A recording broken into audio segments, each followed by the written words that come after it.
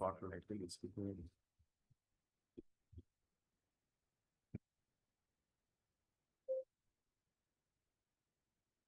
साथियों नमस्कार। Sound clear है तो यस लिख देंगे। यस।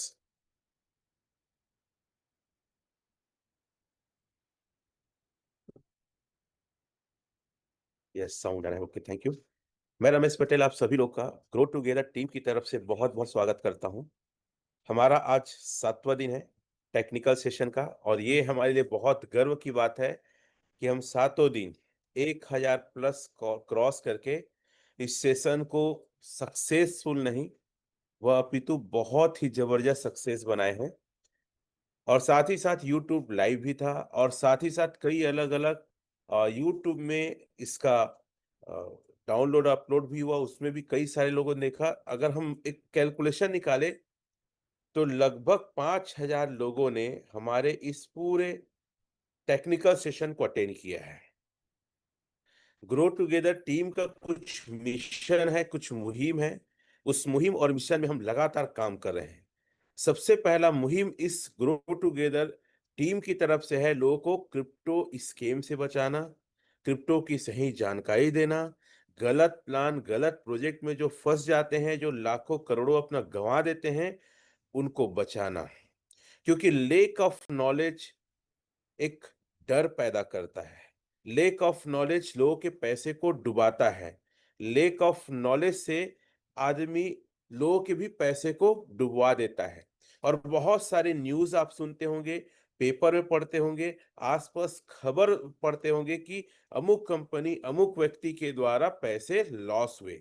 और हमारा सबसे पहला मेन उद्देश्य है कि क्रिप्टो स्कैम को कैसे आइडेंटिफाई करना है, कैसे पहचानना है, ये सिखाना।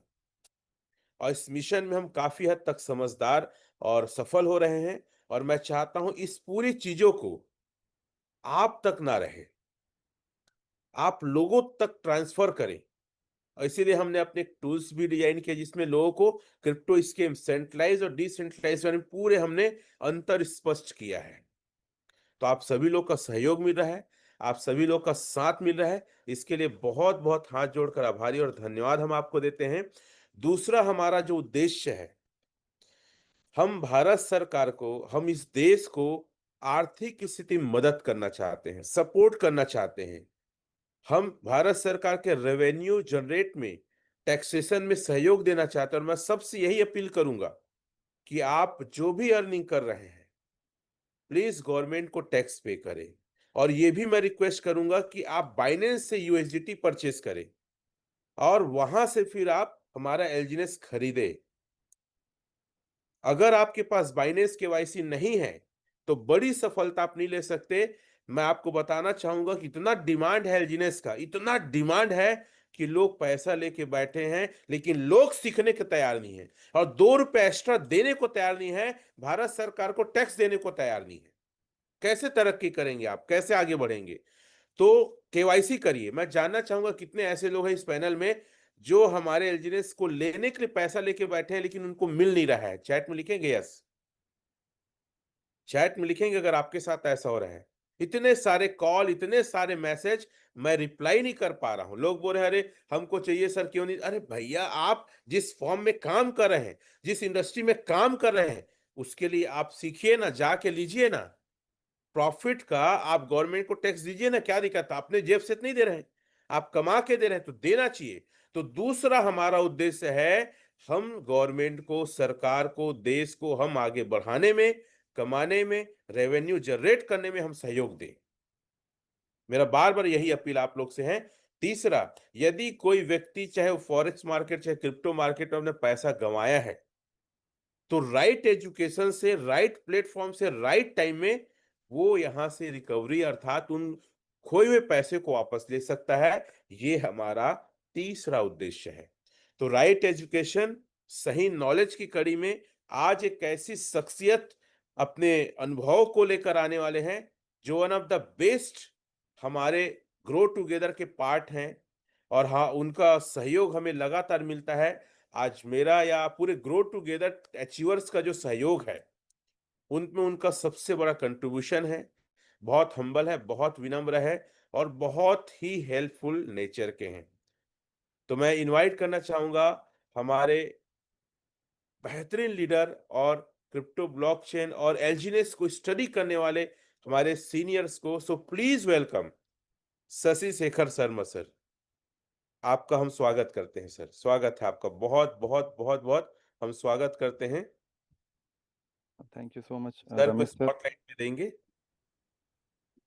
Thank you so much sir स्वागत है सर। जी, ये मेरी आवाज़ आ रही है सर? अ, थोड़ी और लाउडली करेंगे तो और अच्छा रहेगा सर। हाँ, okay. Is it my voice clear to all? Yes sir.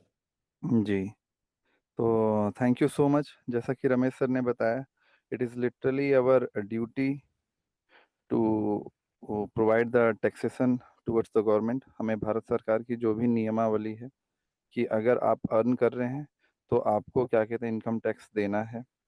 और चूँकि डिम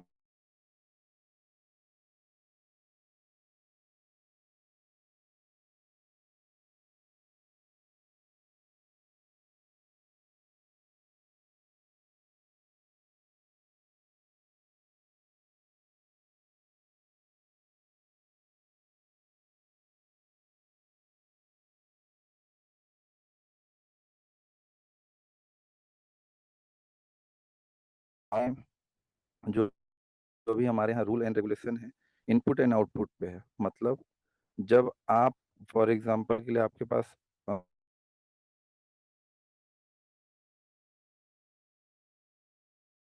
एग्ज़ाम्पल के लिए आपने 1 लाख रुपए का क्रिप्टो एसेट लेना चाहते हैं लाइक द एलजीएनएस, तब क्या करेंगे? आवाज़ क्लियर नहीं है क्या सर मेरी? कुछ लोग कह रहे हैं। क्लियर है, क्लियर है। ओके, तो आपने 1 लाख रुपए का आईएनआर क्या किया? पी2पी माध्यम से बाइनेंस में डिपॉज़िट किया और उसके द्वारा आपने यूएसडीटी परचेज़ किया। तो ये इनपुट हो गया कि आपने you have provided the 1 lakh rupees towards the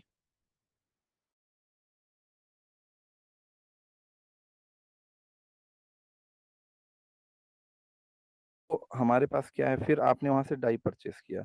still आपका जो फंड है, वो आपका क्रिप्टो के फॉर्म में है। आपने डाई परचेज़ किया, डाई परचेज़ करने के बाद आपने वहाँ से डाई क्या कहते हैं उस प्लेटफ़ॉर्म से निकाल लिया। चाहे आप पैसा आईएनआर के रूप में इनपुट करें, चाहे आप क्या कहते हैं क्रिप्टो के रूप में इनपुट करें। उसके बाद जब आप वहाँ से आउटपुट निकाल रहे हैं, मतलब चाहे तो आप आईएनआर के रूप में सेल आउट करके पी2पी बाहर निकाल लें, या तो आप क्या कर सकते हैं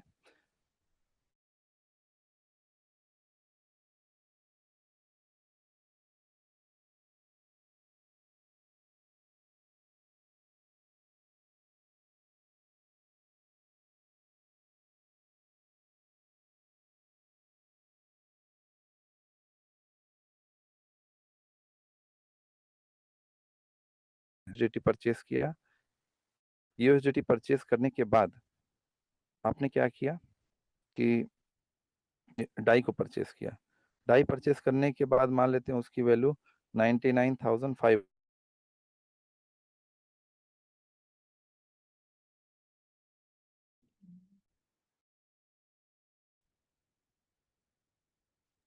समटाइम्स वॉइस इज़ सर आपका ना ब्रेकिंग। बैंडविड्थ बहुत कम है, आज बार-बार अटक ब्लैकआउट है। रहा है।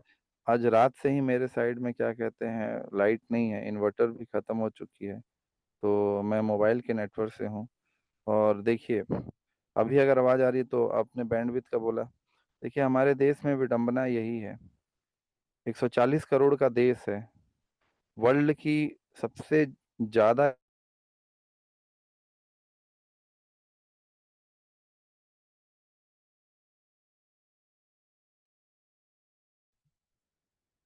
रीज़न इसका है ओवर पॉपुलेशन और 1 और 2 कंपनियों का ही मोनोपोली, चाहे वो जियो हो चाहे एयरटेल हो।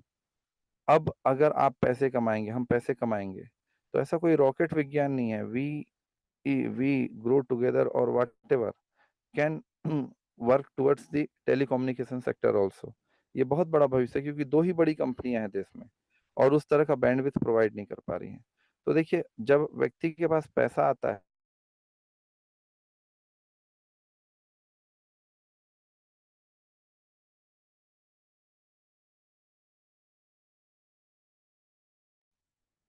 वॉइस बहुत ब्रेक हो रहा है शशि सर।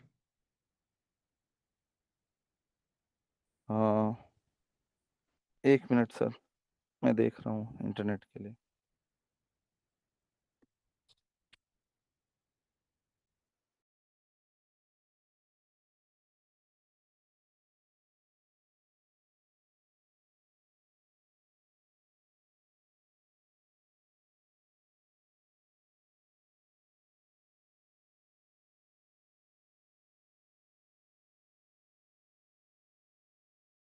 हेलो, अभी वॉइस क्लियर है क्या सर?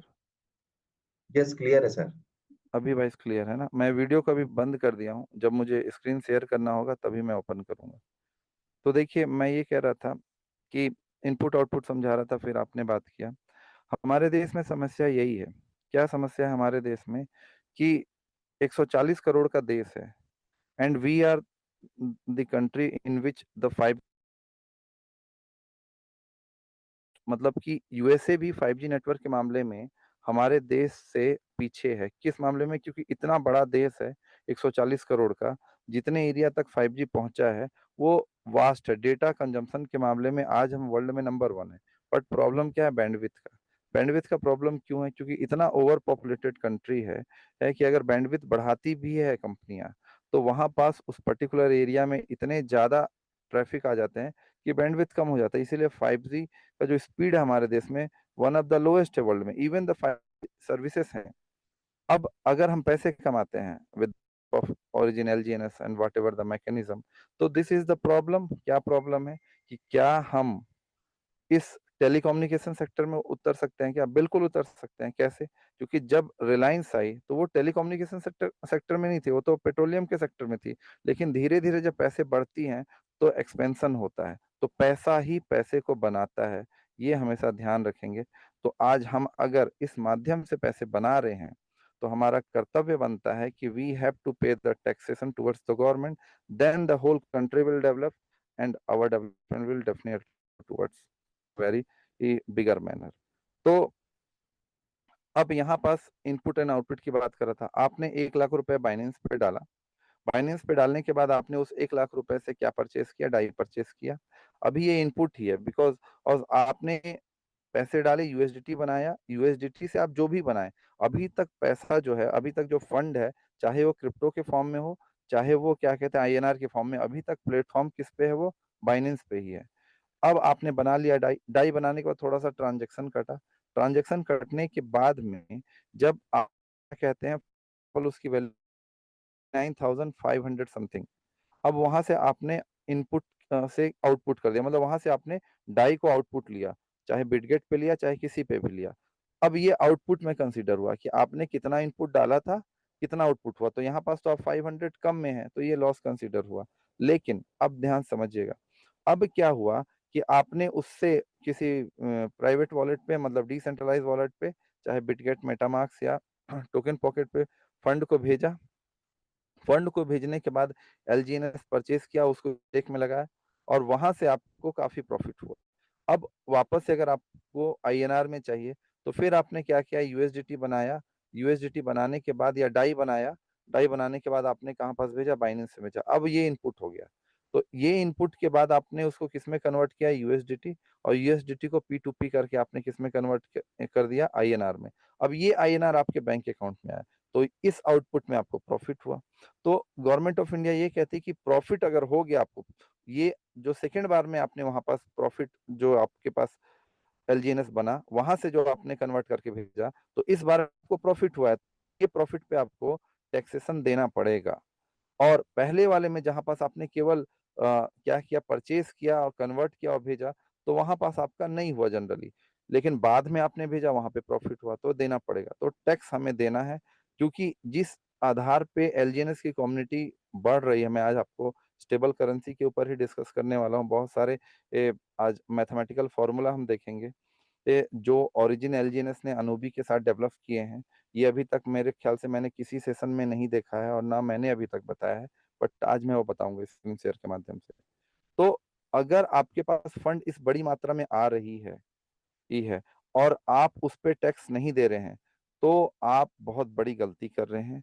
क्योंकि कल को क्या हो सकता है कि आपके बैंक अकाउंट को फ्रीज कर दे, और आप अगर एकदम इनकम टैक्स से बच रहे हैं तो फिर ये दिक्कत ना हो कि आपके ऊपर ईडी क्या कहते हैं, आपको रडार पे ले ले। अगर ईडी आपको रडार पे लेगी तो ये आप लोग के लिए, हम लोग के लिए एकदम ही अच्छी बात नहीं होगी। तो जिम्मेदार नागरिक बनना है हमें, और टैक्स देना है, प्रॉपर टैक्स देना है, टीडीएस कटना है, और उस तरीके से इसका, समाज का, सभी का, ग्रो टुगेदर का, पूरी टीम का विकास करना है। अब मैं स्टेबल करेंसी के ऊपर डिस्कस करूंगा, तो मैं आगे बढ़ूं। अमरदीप सर, यहाँ तक क्लियर है? Yes sir. तो अभी बैंडविड्थ कम है, तो थोड़ा सा मैं कॉन्सेप्ट बताने के लिए पहले कॉन्सेप्ट बताऊंगा, और फिर जहां पास क्या कहते हैं मुझे लगेगा वहां पास मैं स्क्रीन शेयर करूंगा और फिर ओपन करूंगा। स्टेबल करेंसी के ऊपर हम डिस्कस करते हैं। देखिए, स्टेबल करेंसी मतलब जो आप देख रहे हैं यूएसडीटी या डाई, मतलब ऐसी वैल्यू जिसकी क्या कहते हैं वैल्यूएशन फ्लक्चुएट ना हो, मतलब stable and non stable. एलजीएनएस non stable है क्योंकि उसकी वैल्यू फ्लक्चुएट होती है। बिटकॉइन नॉन स्टेबल है क्योंकि उसकी वैल्यू फ्लक्चुएट होती है। इथेरियम नॉन स्टेबल है।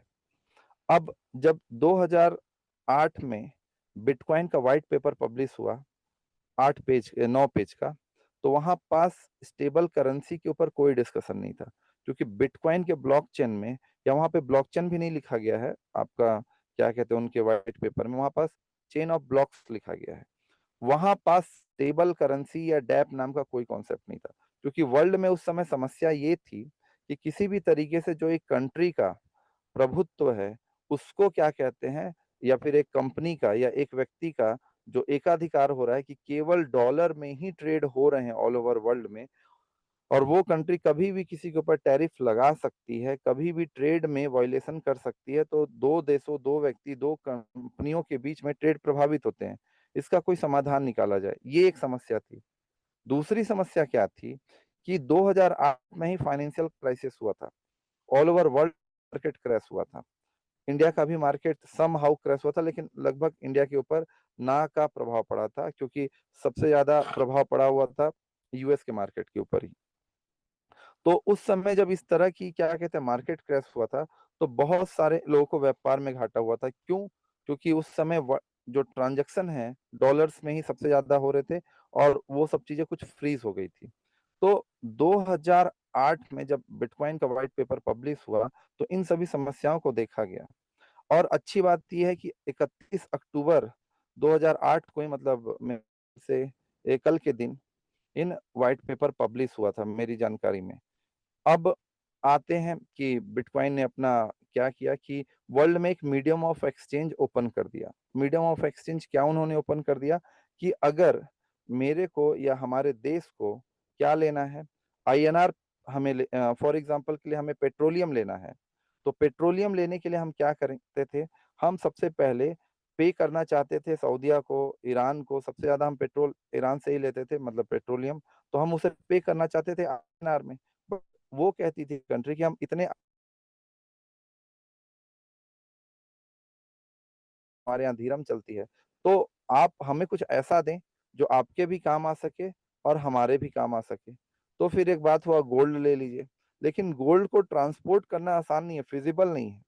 क्यों? क्योंकि हो सकता है कहीं शिपमेंट में समुद्र में डूब गया, या हो सकता है समुद्री लुटेरे चले गए, और लूट खसोट हो गया। या तो ये भी पॉसिबल है कि, जो पॉसिबल क्या है, this is the fact, whenever you are transmitting the physical asset in a large manner, तो उसके बिकने का भी तो बहुत खर्च होता है। अब इस तरह की प्रॉब्लम को सॉर्ट आउट करने के लिए यूएसए आता है, बोलता है India, you need the weapons, yes we need the weapon, you need the American technology, yes we need the American technology. सऊदीया, you need the weapons, yes we need the weapon, you need the American technology, yes. दोनों देश American technology चाह रहे हैं, दोनों देश weapons चाह रहे हैं। उस समय सबसे बड़ा वेपन्स का निर्यातक अमेरिका था। तो उसने क्या किया, बोला ठीक है आप डॉलर परचेस करिए हमसे, पहले आप आईएनआर दीजिए, उसे डॉलर परचेस करिए, और आप भी डॉलर परचेस करिए, धीरम दीजिए। तो बोले ठीक है। अब जब आप दोनों के पास डॉलर हो जाएगा, तो इंडिया आपको जो भी पेट्रोलियम लेना है सऊदीया से, आप उसको डॉलर में पेमेंट कर देना, और उस डॉलर से सऊदीया आप क्या करोगे, आप ना हमसे वेपन परचेस कर लेना। तो ये मीडियम ऑफ एक्सचेंज बना। अब ऐसे ही समय बीतता गया, तो यूएसए के डॉलर का प्रभुत्व तो सभी जगह बढ़ गया। जब ये प्रभुत्व तो सभी जगह बढ़ गया, तो यूएसए ने क्या सोचा कि मैं तो अब मैनिपुलेशन कर सकता हूँ, मैं किसी भी देश के ऊपर टैरिफ इम्पोज कर सकता हूँ, अपने क्या कहते हैं स्वार्थ को सिद्ध करने के लिए किसी के ऊपर अटैक भी कर सकता हूँ, यहाँ पास बता सकता हूँ और वहां से मैं रिसोर्सेस ले सकता हूँ। वर्ल्ड में असंतोष फैल गया। अब प्रॉब्लम सॉल्व करने का घड़ी आया, जिसमें हमारे पास बिटकॉइन का कॉन्सेप्ट आया। तो बिटकॉइन मतलब डिसेंट्रलाइज कॉन्सेप्ट आया कि हम ऐसी चीज बनाएं जो पूरी तरह से किसी के कंट्रोल में ना हो। कंट्रोल किस में हो? पूरे वर्ल्ड के कंट्रोल में। कि अगर पूरी दुनिया बंद करना चाहेगी तभी बंद होगी। इस बात को नोट डाउन करें, ध्यान से समझें। सपोज बहुत सा बार हमारे देश की मीडिया या बाकी लोग बिटकॉइन तो बैन है, आप जब मार्केट में उतरते होंगे तो लोग ये प्रश्न पूछते होंगे कि क्रिप्टो तो लीगल है कि इनलीगल है? तो बैन है, पेपर में ऐसा दिखाया जाता हो गए, लेकिन पेपर में क्योंकि टीआरपी के लिए वही चीज दिखाई जाती है, चाहे इलेक्ट्रॉनिक मीडिया हो चाहे वो प्रिंट मीडिया हो। लेकिन बाद में ये नहीं दिखाया जाता कि $40,000 की बिटकॉइन आज 1 लाख क्या कहते हैं $10,000 पे है, ये नहीं दिखाया जाता है। कभी कभी दिखाया जाता है, कुछ पॉजिटिव न्यूज दिखाए जाते हैं। तो समस्या यही है हमारे देश में। अब क्या हुआ कि जब मीडियम ऑफ एक्सचेंज हुआ, जो लोग बोलते हैं कि ये बैन है, ये सब चीज है, तो अब एक्चुअली में आप और मैं बिटकॉइन आज अगर परचेस नहीं करें तो भी तो ट्रेड हो रहा है बिटकॉइन। आपके और मेरे परचेस नहीं करने से पॉपुलेशन 800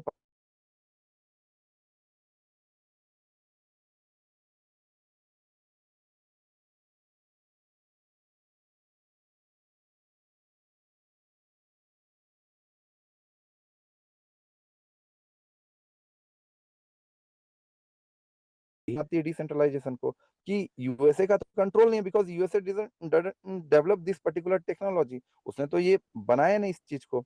तो अब इसको as a medium of exchange के रूप में उपयोग किया गया कि मुझे पैसे कहीं भी भेजना है। अब मैं सऊदीया को बोल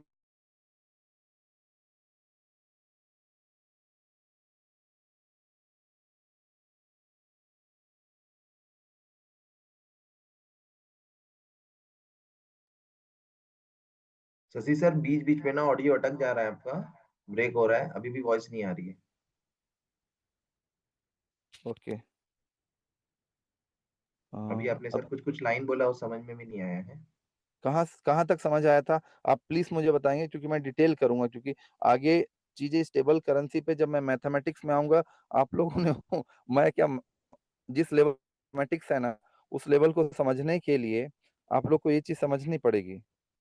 अभी आ वही रही है? सर। यस सर, क्लियर है। अमेरिका, सऊदी अरब ओके और इंडिया का जो डील आपने बताया कि कैसे वो करेंगे, फिर देन बिटकॉइन आया और ओके वहां ओके तक समझ में आया। ओके। तो सबसे पहले बात ये है कि जब हम यूएसए ने बोला कि ठीक है, आपको आप डॉलर परचेस कर लीजिए सऊदी अरेबिया, इंडिया आप भी डॉलर परचेस कर लीजिए क्योंकि आप दोनों को वेपन चाहिए। बोले तो दोनों डॉलर परचेस कर लिए, तो अब दोनों के पास एक डॉलर हो गया, इंडिया के पास भी और सऊदी अरेबिया के पास भी। अब क्या होता है कि इंडिया बोलती है कि ठीक है, हमें आपसे पेट्रोलियम लेना है। अब पेट्रोलियम यूएसए के पास उस समय उतना नहीं है, तो इंडिया बोलती है सऊदी अरेबिया ठीक है, आपको हम आप आईएनआर नहीं लेना चाहते हैं क्योंकि आपके यहाँ आईएनआर का यूजेस नहीं होता, तो आप एक काम करिए, आप हमसे डॉलर ले लीजिए और डॉलर से हमको दे दीजिए क्या, पेट्रोलियम दे दीजिए, और डॉलर का यूज करके आप यूएसए से वेपन या अमेरिकी जो भी टेक्नोलॉजी आप लेना चाहते हैं वो ले लीजिए। तो ये डॉलर मीडियम ऑफ एक्सचेंज बन गया। लेकिन अब पूरे वर्ल्ड में धीरे धीरे डॉलर फेमस होने लगा। अब यूएसए का दिमाग ये आया कि पहले कोई भी, जैसे हमारे देश में भी जब आरबीआई आईएनआर छापती है रुपए,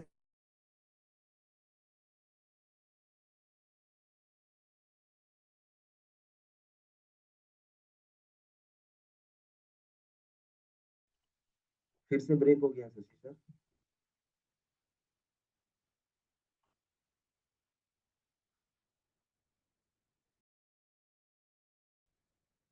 आवाज क्लियर है सर? अभी क्लियर आ रहा है सर। देश की बहुत बड़ी विडंबना है सर, लाइट नहीं है हमारे देश में। हमारे देश में देखिए समस्याएं तो बहुत है हमारे देश में, लेकिन समाधान भी हमको ओरिजिन ही देगा। क्यों देगा ओरिजिन? क्योंकि हम यहाँ से पैसे कमाएंगे और पैसे कमा के लाइट नहीं है, जनरेटर खरीदेंगे, 2 लाख का जनरेटर खरीदेंगे घर में, ताकि क्या कहते हैं हमारे पास आज इंटरनेट आ सके सही तरीके से। अगर हमारे पास इंटरनेट नहीं आएगा सही तरीके से, तो जो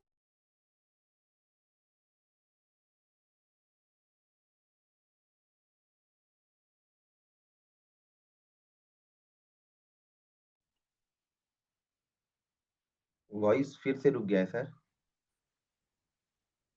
ओके। हाँ, अब क्लियर है सर।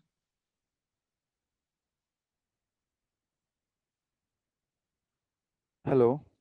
जी जी सर, अभी आ रहा है।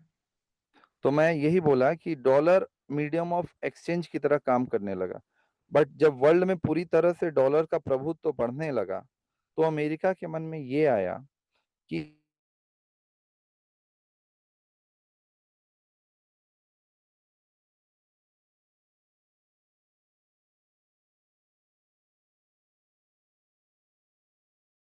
बैकअप में नहीं रखेंगे, अब हम जितना मर्जी चाहेंगे उतना डॉलर को क्या करेंगे,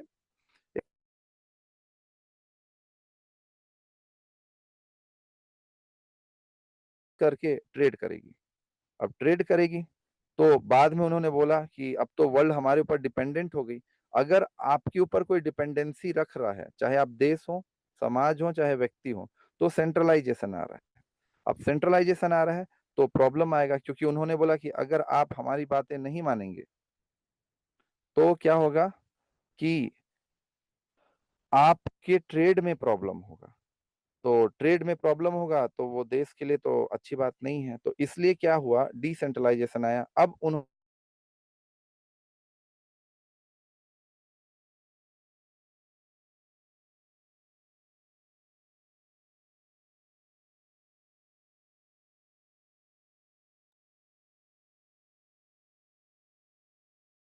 यहाँ सर तक क्लियर वॉइस, है क्या सभी को?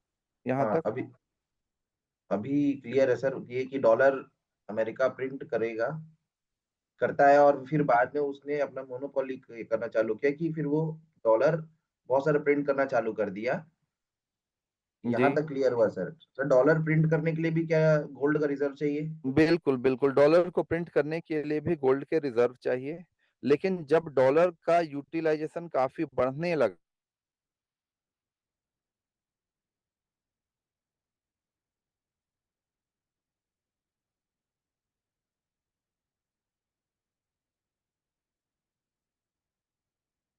वॉइस ब्रेक हो गया है सर, अरे फिर से। 1 मिनट सर, मैं ना दूसरे कुछ इंटरनेट से सॉल्यूशन कनेक्ट होता सोचिए हूँ। सर, क्योंकि ऐसे में तो ना बहुत मुश्किल हो जाएगा आज का सेशन, और बहुत इंपॉर्टेंट सेशन है। कुछ नहीं कर सकते सर, हमारे देश में ही संभावना है। लाइट क्या कहते हैं, रात से पूरी तरह से कटी हुई है। यह मैं कार में आके क्या कहते हैं बताने का प्रयास कर रहा हूँ, क्या बोल सकते हैं, बड़ी दिक्कत है। 1 सेकंड सर, मैं दूसरे इंटरनेट से कनेक्ट करने की कोशिश कर रहा हूँ।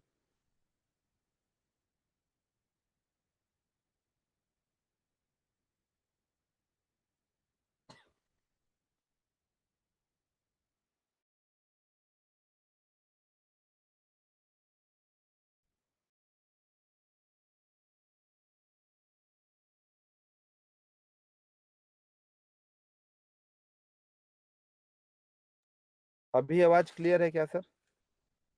हाँ सर, क्लियर है। अभी आवाज क्लियर आ रही है क्या? जी जी जी सर। देखते हैं अब इससे। ओके, ट्राई करके देखते हैं कितना देर ये चलती है। ओके, थोड़ा सा यहाँ पास समझने वाली बात ये है, ध्यान समझिएगा कि क्योंकि अगर आप क्या कहते हैं इस चीज को नहीं समझेंगे तो स्टेबल करेंसी को नहीं समझ पाएंगे कि स्टेबल करेंसी आखिर ओरिजिन लाना क्यों चाहती है। तो क्या हुआ कि मान लेते हैं हाइपोथेटिकली कि एग्री हो गया इंडिया एंड आपका सऊदी अरेबिया की, ठीक है, हम आपसे बिटकॉइन ले लेते हैं। अब बात यह है कि बिटकॉइन खुद भी तो अनस्टेबल है ना, बिटकॉइन तो फ्लक्चुएट कर रही है।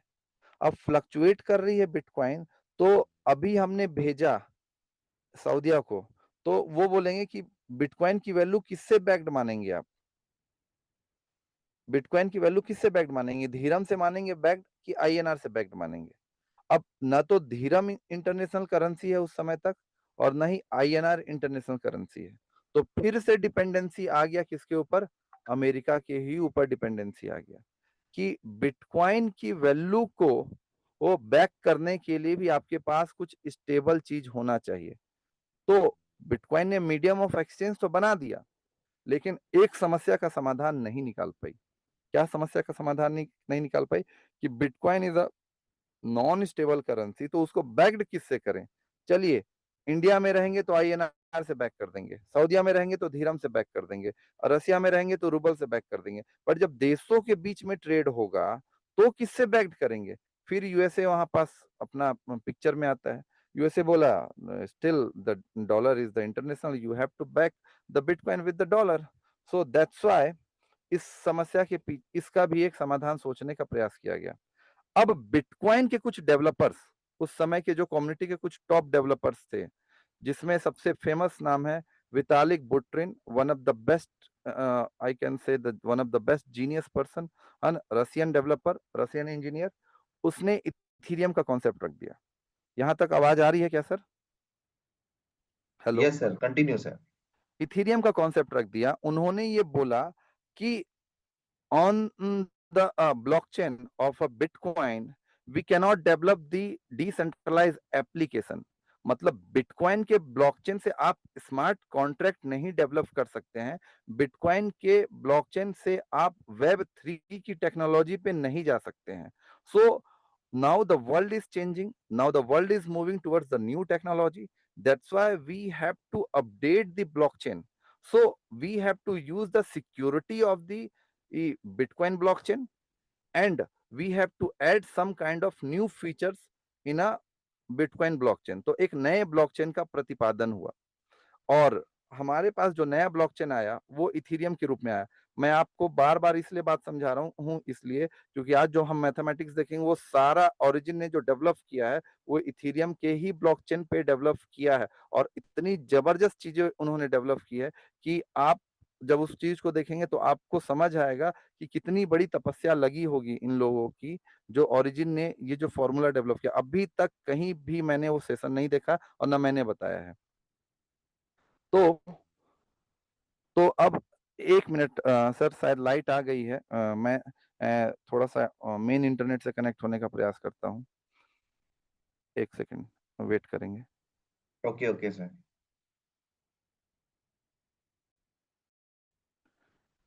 Is it my voice clear now?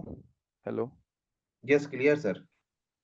Is it my voice? 1 minute और वेट करते हैं।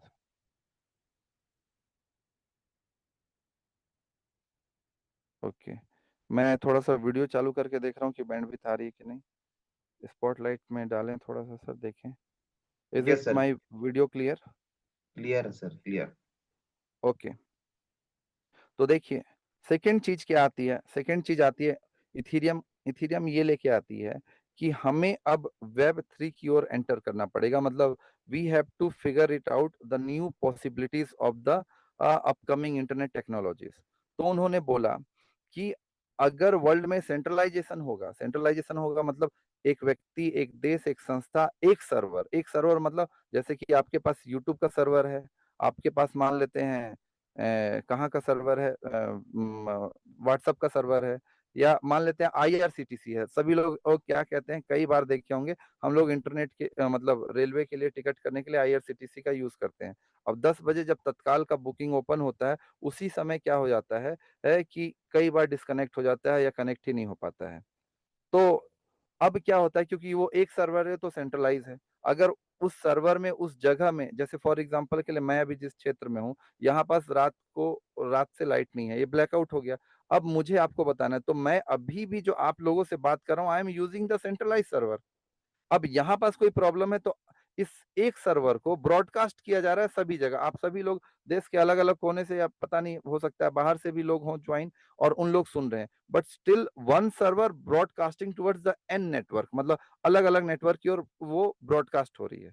अब अगर मेन सर्वर में कुछ प्रॉब्लम आती है तो अभी क्या हो रहा है, आप सभी सुनना चाह रहे हैं लेकिन due to the internet problem I can not be able to deliver whatever I am going to deliver.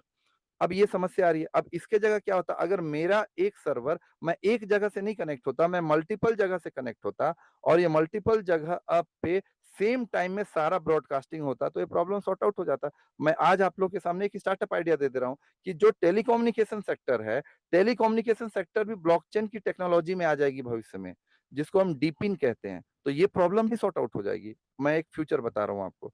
अब आते हैं वापस से इथेरियम के ऊपर। तो अब क्या होता है, इथेरियम के ऊपर जब हम वापस से आते हैं तो यहाँ पास ये चीज होता है कि इथीरियम ने ये किया कि हम एक ऐसा प्लेटफॉर्म डेवलप करते हैं जिसमें बिटकॉइन की सिक्योरिटी हो, साथ ही साथ उसमें ऐसी एबिलिटी हो कि वो एप्लीकेशन डेवलप कर सके। लेकिन जो एप्लीकेशन है वो सेंट्रलाइज नहीं होगा, क्योंकि सेंट्रलाइज एप्लीकेशन में बहुत तरह की समस्याएं आती हैं। तो डिसेंट्रलाइज एप्लीकेशन डेवलप करें। तो ठीक है, इथीरियम इसलिए आ गया, इथीरियम ने बूम किया। और इथीरियम ने जो बूम किया, तो इथीरियम के ऊपर डिसेंट्रलाइज एप्लीकेशन डेवलप होना स्टार्ट हुए। अब मैं आप लोग को स्क्रीन शेयर कर रहा हूँ। जैसे ही स्क्रीन शेयर होगा आप लोग बताएंगे स्क्रीन दिख रही है, और यहाँ से हम आगे की ओर बढ़ जाएंगे। Is it my screen visible, Amardeep sir? Yes, yes, clear, sir. Okay, now moving forward, the third one, USDT. हम इसको ओपन करते हैं। यहाँ पास आप यूएसडीटी के सप्लाई को देखिए, मैक्स सप्लाई इज इन्फिनिटी, ये गजब की चीज है। और यहाँ पास आप इसके स्मार्ट, ये व्हाइट पेपर है, आप देखना चाहें तो पढ़ सकते हैं। ये कॉन्ट्रैक्ट, और ये कॉन्ट्रैक्ट के सामने लगा हुआ है आपका इथेरियम का सिंबल। It means what?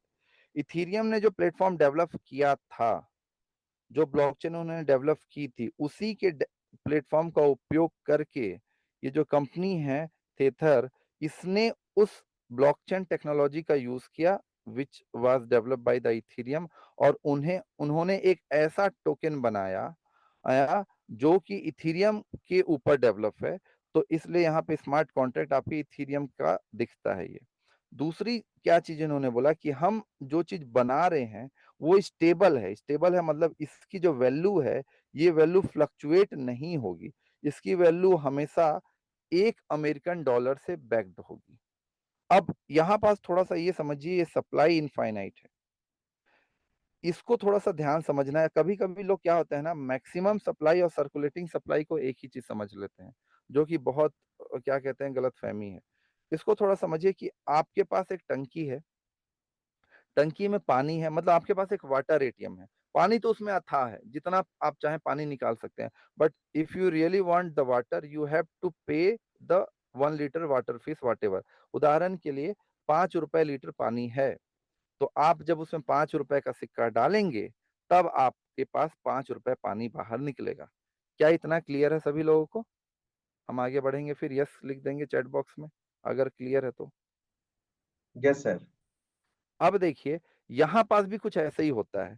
इन्होंने क्या किया इस कंपनी ने कि हम जो क्या कहते हैं यूएसडीटी डेवलप कर रहे हैं, ये यूएसडीटी जो होगा बैक्ड होगा यूएस डॉलर से, और ये इथेरियम के स्मार्ट कॉन्ट्रैक्ट के ऊपर बैक्ड होगा। लेकिन जब आप इनपुट देंगे, मतलब आपको फॉर एग्जांपल के लिए 100 यूएसडीटी चाहिए, तो आपको $100 हमारे लिक्विडिटी पूल में डालने होंगे। तो $100 वो फिजिकल डॉलर परचेस करेंगे, और वो फिजिकल डॉलर जब परचेस होगा, जब उनके लिक्विडिटी पूल में जाएगा, तब वहां से मिंट होके मतलब कि डॉलर का क्रिप्टो फॉर्म निकलेगा, मतलब यूएसडीटी मिंट होके बाहर निकलेगा। तो सप्लाई तो अनलिमिटेड है, आप कितना इनपुट डालेंगे उसके हिसाब से ही मिंट होके बाहर निकलेगा। अब यूएसए ने एक और दिमाग लगा दिया इसमें, बोले कि हम एक काम करते हैं, जो अभी जीनियस एक्ट पास कर दिया कि चलिए अब तो वर्ल्ड मल्टीपोलर हो गया, India is a big power now, China is a big power, Russia is a big power. तो ये देश आपस में बात करते हैं, ब्रिक्स भी आपस में बात करते हैं, और ये बोलते हैं कि ये यूएसए बहुत ज्यादा क्या कहते हैं प्रॉब्लम क्रिएट कर रहा है, बार बार डॉलर की धमकी देता है, हम अपनी खुद की करेंसी ले आते हैं। ये बीच में लोग लिखने लगते हैं, 1 मिनट इसको हटाता हूँ सर मैं, एनोटेशन बंद करके।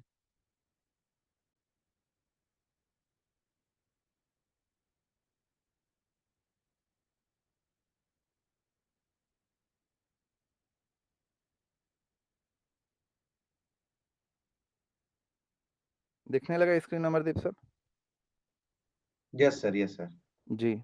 तो ब्रिक्स ये सोचती है, यूरोपियन यूनियन ये सोचती है, इवन जापान, अभी लेटेस्ट की मैं बात कर रहा हूँ, ये सोचती है कि डॉलर के ऊपर निर्भरता कम करनी पड़ेगी, नहीं तो ये फिर मैनिपुलेशन करेंगे। लेकिन यूएसए भी ये बात समझ रही है कि वर्ल्ड इस तरह से सोच सकती है, तो उसने क्या दिमाग लगाया, बोला कि वर्ल्ड में क्रिप्टो का जो क्रेज बढ़ता जा रहा है, जो आज के डेट में ट्रिलियंस ऑफ डॉलर का मार्केट कैप हो चुका है, देखिए यहाँ पास आपको दिखाता हूँ, $3.37 ट्रिलियन का मार्केट कैप हो चुका है वर्ल्ड में अभी क्रिप्टो का। ये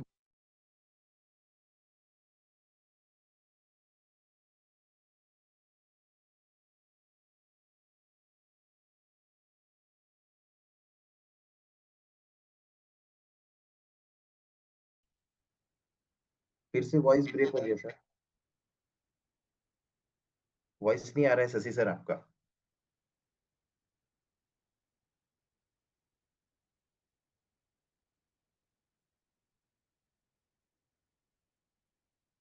आई थिंक नेटवर्क इशू आया है।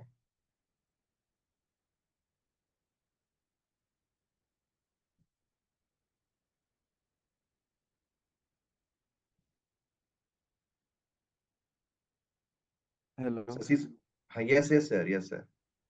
अरे बहुत प्रॉब्लम हो रहा है Amardeep sir, still I am also getting frustrated, but क्या कर सकते हैं। No issue sir. 1 मिनट थोड़ा सा समय देंगे क्या? माफी चाहूंगा मैं आप सभी जी लोगों से, जी। हाथ जोड़ के थोड़ा सा समय दें।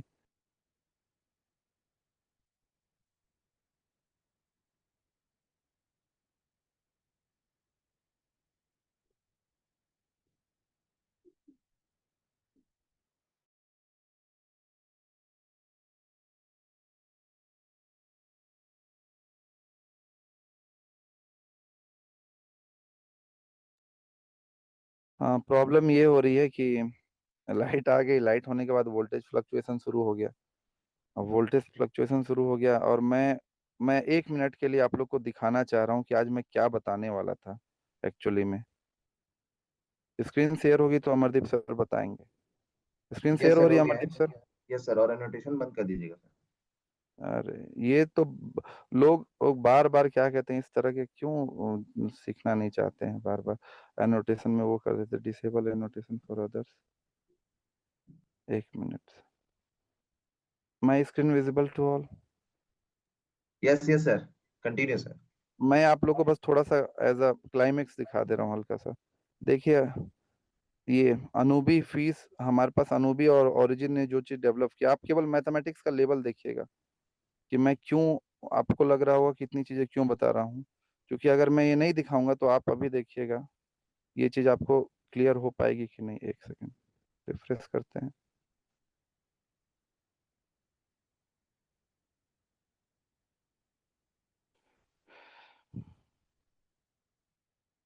यहाँ से देखिए, यहाँ से एक्चुअली में जो एक कॉन्सेप्ट होता है मैथमेटिक्स एंड कंप्यूटर साइंस का, द क्रिप्टोग्राफी, जिसमें से इनक्रिप्ट किया जाता है चीजों को।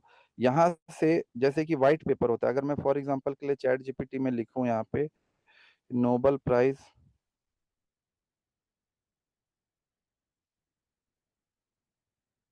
इन फिजिक्स इस साल का, तो यहाँ पास कुछ डेटा आएंगे। अब यहाँ पास आने दीजिए उसको, तब तक यहाँ पास देखते हैं। तो उन्होंने क्वांटम टनलिंग के ऊपर काम किया है, बहुत ही पावरफुल चीज है, बताऊंगा मैं आगे। तो उनका एक रिसर्च पेपर होगा। रिसर्च पेपर जैसे कोई भी साइंटिफिक कम्युनिटी जब रिसर्च करती है, चाहे वो किसी भी फील्ड की हो, मैथमेटिक्स, फिजिक्स, केमिस्ट्री, बायोलॉजी, किसी भी फील्ड से रिलेटेड हो, computer science, science, electronics, electric, वो अपने क्या कहते हैं रिसर्च पेपर को पब्लिश कर देती है। उसमें उनका फॉर्मूला, मतलब वो दिखाता है उनका कॉन्फिडेंस कि हमने ये एल्गोरिदम डेवलप कर दिया है, इस एल्गोरिदम का लेवल ये है, तो वर्ल्ड यहाँ से वहां तक पहुंचती है, जिसको हम क्रिप्टो के भाषा में व्हाइट पेपर भी कहते हैं। बट व्हाइट पेपर में मैथमेटिकल लेवल कम होता है। अब यहाँ पास आप थोड़ा सा देखिएगा, यहाँ से मैथमेटिकल फॉर्मूला शुरू होते हैं। मैं बाद में डिफाइन करूंगा ये कैसे होगा। इसके बाद ये उन्होंने पूरा फॉर्मूला डाल दिया है ओरिजिन एलजीएनएस ने। अगले पेज पे भी जाते हैं, आप बस देखते रहें, क्योंकि वो कौन सा फंक्शन है, कौन सा डिफरेंशियल इक्वेशन है, कौन सा डिस्क्रीट मैथमेटिक्स है, वो मैं बताऊंगा। ये आप देख पा रहे होंगे, अगर अमरदीप सर तो चैट बॉक्स में यस करेंगे, अगर आप देख पा रहे हो तो आप लोग। यस यस सर, दिख रहा है सर। यहाँ से देखिए इन्होंने जो एल्गोरिदम डेवलप किया है, देखिए sigma zero knowledge proof for the equal transfer amount, यहाँ से bull bullet proof for the positive balance and the payment notation. अगर जिनका मैथमेटिक्स बैकग्राउंड हुआ होगा तो ये सिंबल्स को उन्होंने अपने लाइफ में देखा होगा। आगे मैं बढ़ता हूँ, ये आप जो देख पा रहे हैं अभी, इनर प्रोडक्ट हमारे पास कमिटमेंट किस तरीके से, अभी आप थोड़ा सा देखें, मैं जो दिखा रहा हूँ मैथमेटिक्स का लेवल आपको, ये छोटी मोटी चीज नहीं है। इस तरह की चीजों को डेवलप करने में इनकी मतलब बहुत ही तपस्या लगी होगी, इस लेवल का मैथमेटिक्स डेवलप करने में। आगे दिखाता हूँ मैं आगे।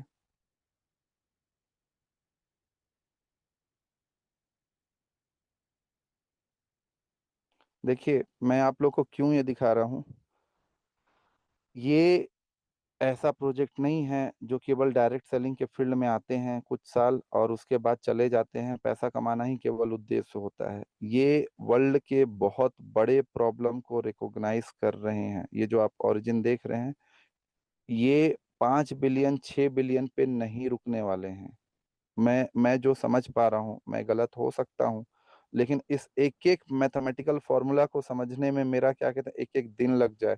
इस लेवल की मैथमेटिक्स को इन्होंने डेवलप किया है और इसको कोड करके फिर वो प्राइवेसी सिस्टम करेंगे। आगे मैं बढ़ता हूँ, देख पा रहे हैं आप सभी लोग? Yes sir, yes sir. यहाँ पास इनका कंक्लूजन है। मैं थोड़ा सा आप लोग के लिए कंक्लूजन मैं चाहता हूँ, मैं तो पढ़ ही रहा हूँ, आप लोग भी थोड़ा सा इसको अपने मन भाषा में थोड़ा सा पढ़ें।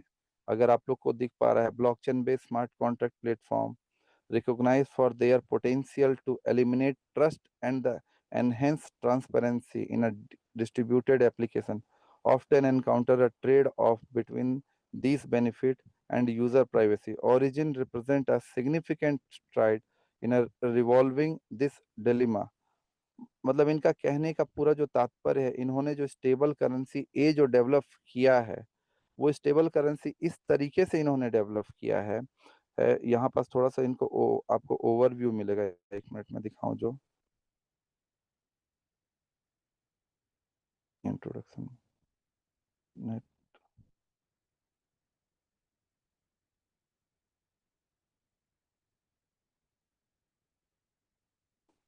इन्होंने दो टेक्नोलॉजी को इंटरलिंक किया। मतलब इन्होंने देखिए मतलब मैं थोड़ा सा बस ऐसे ही बता रहा हूँ, बाद में मैथमेटिक्स को देखेंगे। इन्होंने वर्ल्ड की सबसे पावरफुल एल्गोरिदम जो कि है आज के डेट में क्रिप्टो इंडस्ट्री में, ब्लॉकचेन में, मतलब बिटकॉइन और इथेरियम, उनके एल्गोरिदम का यूज किया और उनके एल्गोरिदम के ऊपर अपना एक लेयर बनाया। लेयर बनाने का मतलब है अपनी एक टेक्नोलॉजी बनाई। ये ठीक उसी तरीके से है जैसे कि मैं समझा रहा हूँ कि आपके पास एंड्रॉयड का फोन है या आपके पास आईफोन है और आप उसके ऊपर एंड्रॉयड और आईफोन के ऊपर आप चाह रहे हैं कि मैं अपना खुद का ऐप बना लूं। तो you are using the Android and the iPhone operating system, and on that particular operating system you are developing your application, your DApp।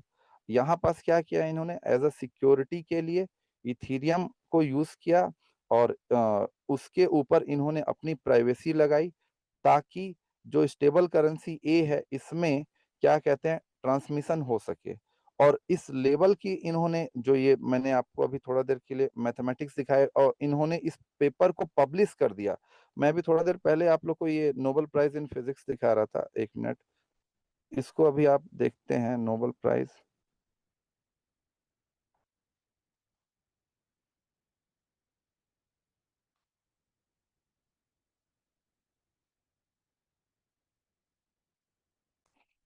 यहाँ पास देखेंगे, वहां फिर आपको थोड़ा सा बताऊंगा, आने दीजिए। ये तीन तीन साइंटिस्ट हैं, तीन फिजिसिस्ट हैं। ये नाम लिखा हुआ आपके यूएसए यूएसए यूएसए। देखिए 140 करोड़ का देश है, उसके बाद भी नोबेल प्राइज खाली यूएसए से आती है। ये भी एक हमारे देश की विडंबना है। इन्होंने क्या डिस्कवरी किया है? For the discovery of microscopic quantum mechanical tunnelling and energy quantisation in electric circuit, ये इन्होंने कुछ किया है। मैं आपको इसके बारे में ये बताना चाह रहा हूँ, देयर एक्सपेरिमेंट्स इन 1930, मतलब इसके ऊपर इन्होंने काम 1984 1980 से स्टार्ट किया। 1980-84 से स्टार्ट करने के बाद आज 2025 में उनको सफलता मिली और सफलता मिलने के बाद उन्होंने अपना पेपर पब्लिश किया। और एक चीज और, अगर मैंने आप लोग को कई बार बताया, यही चैट जीपीटी पे अगर आप लिख लेंगे कि दुनिया की 3 सबसे क्या कहते हैं 5 सबसे फ्यूचरिस्टिक टेक्नोलॉजीज जिसके ऊपर सबसे ज्यादा पैसा है, सबसे ज्यादा फ्यूचर में डिमांड होंगे, लाइक दी आज से 15-20 साल पहले ब्लॉकचेन का डिमांड आया, मतलब 2009 में 15 साल पहले, उस तरीके से अब आगे के भविष्य में 15 साल में क्या आने वाले हैं। तो उसमें आपके ब्लॉकचेन का वर्जन 2, डिसेंट्रलाइज एप्लीकेशन का version 2, stable currencies, quantum tunnelling या फिर क्वांटम कंप्यूटिंग, फिर उसके बाद बायोटेक्नोलॉजी की नैनो टेक्नोलॉजी, ये सब चीजें हैं। और AI and ML the number one. और एआई और एमएल जो है ब्लॉकचेन के साथ और क्वांटम ब्लॉकचेन के साथ लिंक होके चीजें आएंगी, जो मैंने कई बार आपको ट्विटर पे दिखाया है कि ओरिजिन जो है वो क्वांटम के ऊपर भी काम कर रही है। मैंने फिर से दिखा दूंगा मैं उस चीज को। अब मैं आपको ये बताना चाह रहा हूँ कि ये जो सभी वैज्ञानिक हैं, इन लोगों की 20 से 25-30 साल की मेहनत अभी रंग लाई है और ये काम कर रहे हैं, और उसके बाद ये अपना रिसर्च पेपर पब्लिश करते हैं जिसमें इस तरह के मैथमेटिकल इक्वेशंस होते हैं सारे के सारे। अब आप मैं एज अ रेफरेंस के लिए बता रहा हूँ, ठीक है, वो काफी एडवांस लेवल पे हैं, बट क्रिप्टो इंडस्ट्री में आप इस ओरिजिन के जो मैंने अभी आप लोग को दिखाया, इसको आप नेगलेक्ट नहीं कर सकते हैं। ये कुछ इस तरह की नहीं है कि डायरेक्ट सेलिंग के फील्ड में ये कंपनी आई या फिर ये डिसेंट्रलाइज कॉन्सेप्ट वाली चीज आई, 1 साल चला, 2 साल चला और चली गई। सिंपल सा अर्थ ये है, इनके पास सर $5.5 बिलियन आ चुका है। अगर इनके पास $5.5 बिलियन आ चुका है, देखिए 5.45 बिलियन अभी है, ये मूर्ख थोड़ी होंगे सर इस लेवल की मैथमेटिक्स डेवलप करेंगे।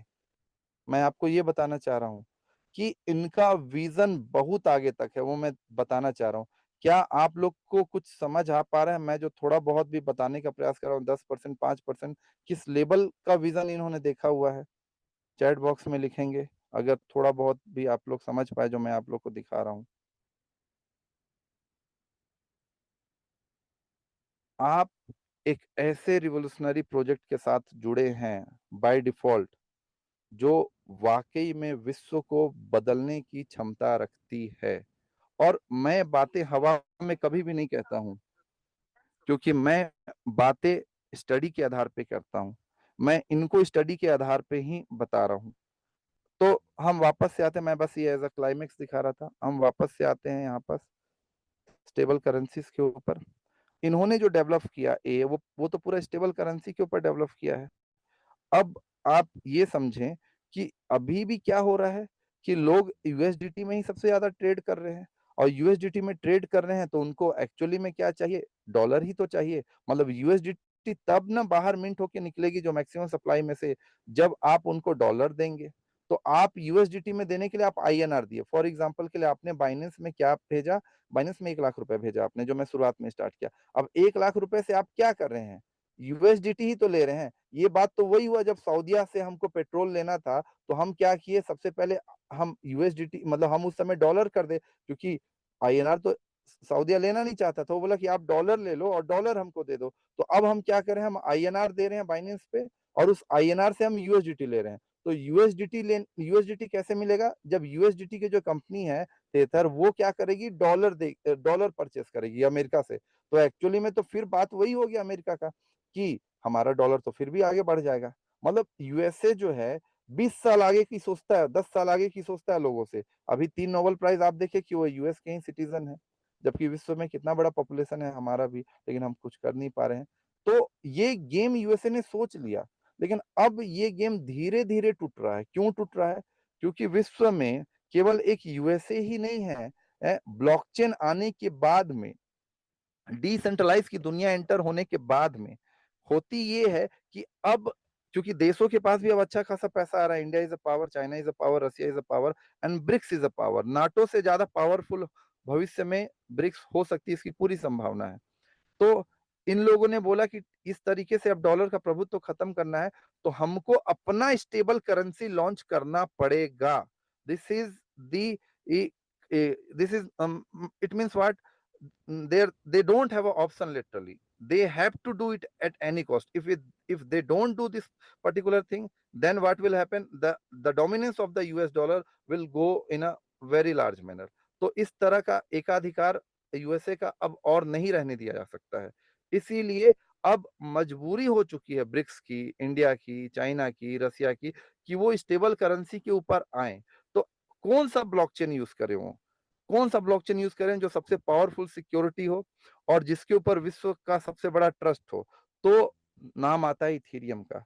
तो इथेरियम का ब्लॉकचेन यूज करे। यूएसए भी इथेरियम का ही ब्लॉकचेन यूज कर रहा है, तो ओरिजिन भी इथेरियम की ब्लॉकचेन को यूज कर रही है, इसीलिए ईवीएम कंपैटिबल दिखती है।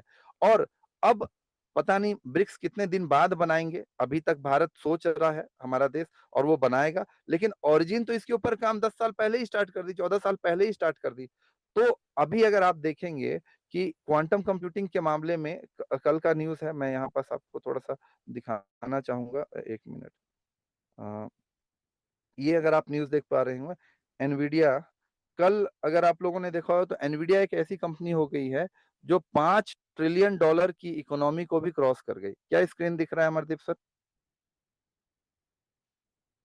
Hello. Yes yes sir, yes continue sir. Nvidia एक ऐसी कंपनी हो गई जो $5 ट्रिलियन को क्रॉस कर गई। भारत की जीडीपी 4.68 ट्रिलियन है। मतलब एनवीडिया के पास इतना पैसा हो गया कि भारत एक साल में जितना कमाता है वो कंपनी अकेले कमा ली। एक मतलब उसके पास उतना एसेट हो चुका है आज के डेट में। और पता नहीं यूएसए में ऐसी कितनी कंपनियां, एनवीडिया है, गूगल है, माइक्रोसॉफ्ट है, ओरेकल है, अमेजोन है, कितनी कंपनियां हैं उसके पास। अब क्या होता है कि ये जैसे गूगल है, उसने एक बेहतरीन क्वांटम की क्या कहते हैं कंप्यूटर डेवलप किया। सबसे पावरफुल कंप्यूटर अभी आज उसी के पास है, और एक एल्गोरिदम डेवलप किया। तो अब ये जो कंपनियां हैं ये इतनी बड़ी होते जा रही हैं कि अब इनका जो प्रभुत्व है केवल एक देश तक सीमित नहीं रह गया है। कल को इनको लगे कि यूएसए जो इनकी जिस देश की ये कंपनी है वो इनके साथ फेवर नहीं कर रही है, तो ये किसी दूसरे देश शिफ्ट हो जाएंगी और वहां से ऑपरेट करेंगी। मतलब ये पूरी तरह से एक पैरेलल इकोनॉमी चला सकती है। मतलब जैसे कि आज से कुछ समय पहले, 1-2 साल पहले आपने सोचा था, 1 साल पहले, कि फेसबुक अपना एक स्टेबल करेंसी, मतलब अपना एक क्रिप्टो कॉइन ला रही थी जिसका नाम लीरा था। और क्योंकि फेसबुक के पास सबसे बड़ा यूजर का डेटाबेस है, व्हाट्सएप भी उसका, इंस्टाग्राम भी उसी का, तो वो क्या करते, पेमेंट मैकेनिज्म इस तरीके से ले आते कि आप हमारे ही करेंसी के थ्रू आपस में ट्रेड करो। जैसे व्हाट्सएप में आज हम यूपीआई भेज दे रहे हैं, तो still we are sending the UPI, it means what, we are using the Indian INR. But अगर हमारे पास कोई ऐसा मैकेनिज्म डेवलप हो जाए जिससे हम व्हाट्सएप में उसी के पेमेंट को भेज सकें, तो सबसे बड़ा डेटाबेस है इनके पास।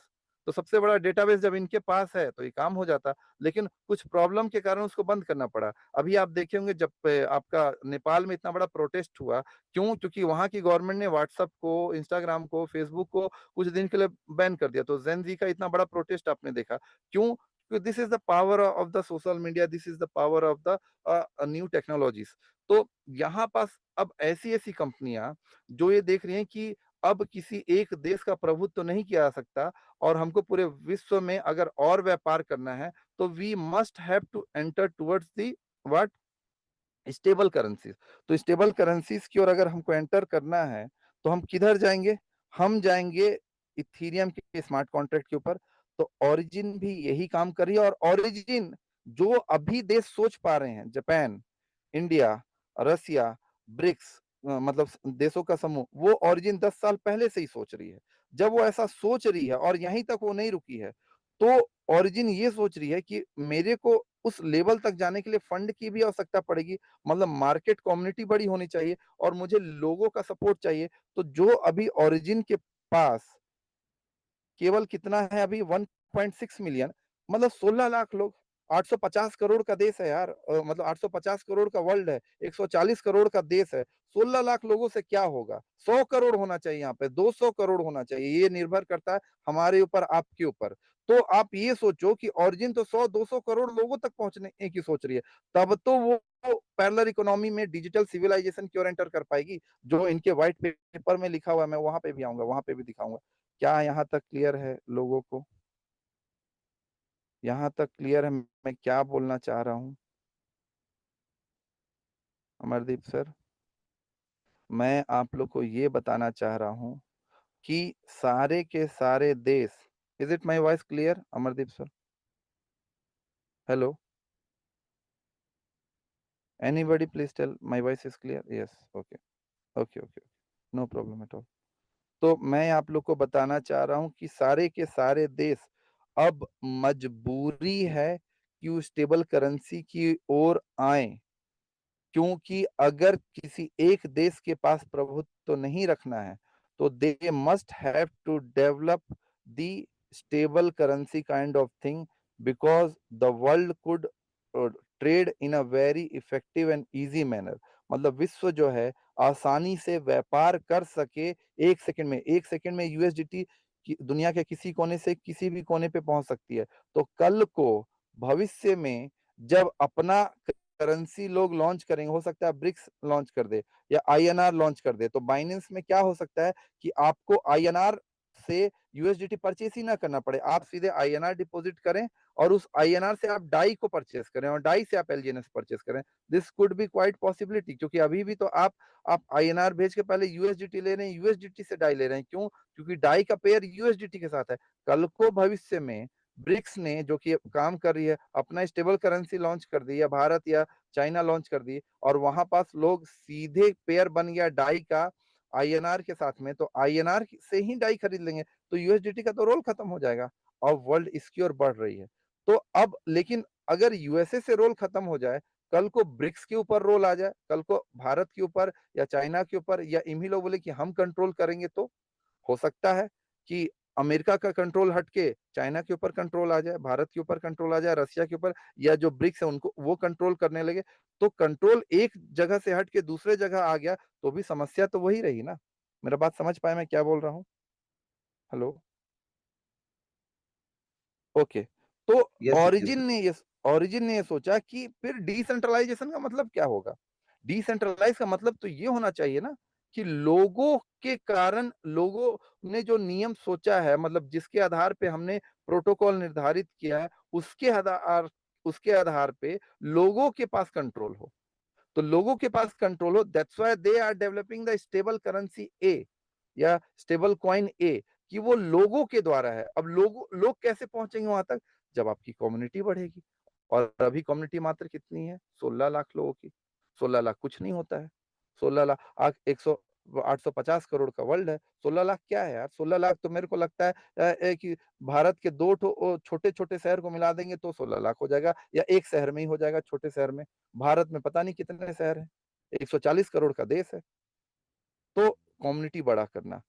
अब जो इसीलिए मैं बता रहा हूँ, ये लोग पागल नहीं है जो क्या कहते हैं 5 बिलियन 6 बिलियन पे रुक जाएंगे। 5 बिलियन 6 बिलियन पे रुक के इनको स्कैम करना होता कब का करके ये बोरिया बिस्तर बांध के चले जाते। ये लोग इतना इस लेवल की मैथमेटिक्स नहीं डेवलप करेंगे। ये इस लेवल की मैथमेटिक्स डेवलप करने में हालत खराब हो जाते हैं सर। और ये जो चीजें एकदम, मतलब आपका सर फट जाएगा, सर झंझन आ जाएगा एकदम।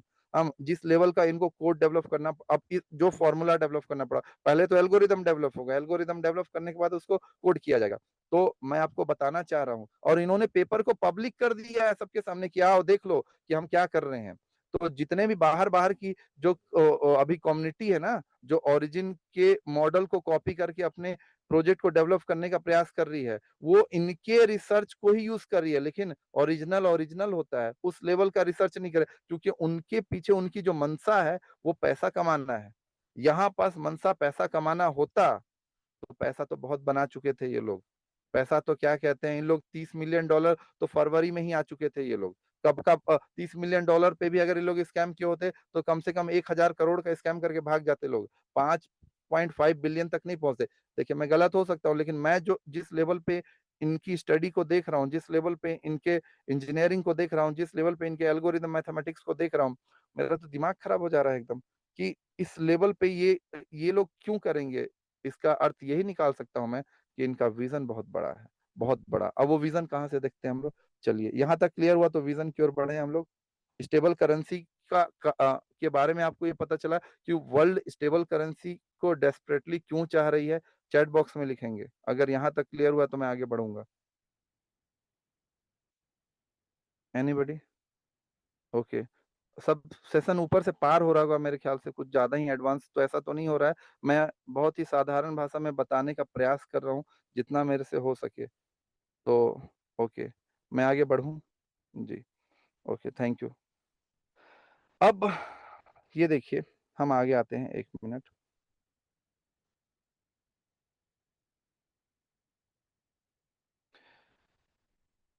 जब कोई कोड डेवलप किया जाता है, जब किसी मतलब प्रोजेक्ट के ऊपर डेवलपमेंट शुरू की जाती है, तो गिटहब में रिपोजिटरी ऐड की जाती है। यहाँ पास देखिए, ओरिजिन बैंक नाम से ऊपर जहाँ पास आप देख रहे हैं, गिटहब की रिपोजिटरी है। मतलब ओरिजिन की रिपोजिटरी है गिटहब में। मतलब क्या होता है कि प्रोजेक्ट एडवांसमेंट के साथ जब बढ़ते जाता है, तो उन्होंने पहले क्या कोड किया था, उस कोड का बैकअप होना चाहिए उनके पास, अस पब्लिक में होना चाहिए, और उसके आधार पे आगे मतलब कि हम क्या एडवांसमेंट करने वाले हैं। तो यहाँ पास अगर आप देखें, LGNS ABI, इसको मैं अगर क्लिक करता हूँ, तो यहाँ पास आपको देखिए मजेदार चीज दिखेगा। मेन कॉन्ट्रैक्ट एड्रेस, स्टेकिंग का कॉन्ट्रैक्ट एड्रेस, ये उस समय की बात है जब एलजीएनएस मतलब ट्रेड पे अस्तित्व भी नहीं आया होगा, केवल प्रोग्रामिंग लेवल पे जो उनके इंजीनियर्स हैं, जो डेवलपर हैं, जो क्रिएटर्स हैं, वो काम कर रहे होंगे और ये ऐड हुआ होगा। तो स्टेकिंग का स्मार्ट कॉन्ट्रैक्ट एड्रेस, एलजीएनएस टोकन का स्मार्ट कॉन्ट्रैक्ट, ट्रेजरी का और टरबाइन का, ये स्क्रीनशॉट लेके आप लोग इसके ऊपर भी अपना रिसर्च करना चाहें तो कर सकते हैं। मैं आप लोग को सब व्यू दिखा रहा हूँ। बैक में जब मैं जाऊं तो यहाँ पास ओरिजिन कोर, मतलब ओरिजिन मतलब जो हमारे पास एलजीएनएस है उनके पास ऐसे कौन से कोर मैकेनिज्म है जिसके ऊपर ये कार्य करते हैं, जिसके हिसाब से इनके पास वो चीजें दिखती हैं। तो यहाँ पास जब मैं कोर को ओपन करता हूँ तो ये ERC20, it means what, it is developed on the Ethereum smart contract. Staking मतलब रिडीम रिडीम जो करते हैं, जैसे जो लकी हैश में देख रहे हैं आप, स्टेकिंग हेल्पर बहुत सारे हैं, ट्रेजरी, इस तरीके से जो अब हर किसी को आप ओपन करेंगे तो सबके कोड ओपन हो जाएंगे। और इन्होंने ओपन कर दिया, इस चीजों को ओपन सोर्स कर दिया। जिनको भी समझना है एआई के आधार पे भी समझ सकते हैं, लेकिन एआई के आधार पे पूर्णतः नहीं समझा जा सकता। क्यों? क्योंकि आपको इनपुट देना भी तो आना चाहिए कि आप किस तरीके से इनपुट देंगे। फॉर एग्जांपल के लिए यहाँ पे फंक्शन सब यूनिट 256 रिटर्न है, आप क्या पूछेंगे ये एक व्यक्ति की ये क्या लिखा हुआ है, तो वो बताएगा ये लिखा हुआ है। उसके बाद आप और क्या पूछेंगे, इस लिखे हुए का मतलब बता दे। लेकिन आपको ये अगर पता है कि फंक्शन का मतलब है, किसी भी प्रोग्रामिंग लैंग्वेज में अगर हमें कुछ काम करवाना है तो उसके लिए हमको फंक्शन डेवलप करना पड़ता है, लूप डेवलप करना पड़ता है।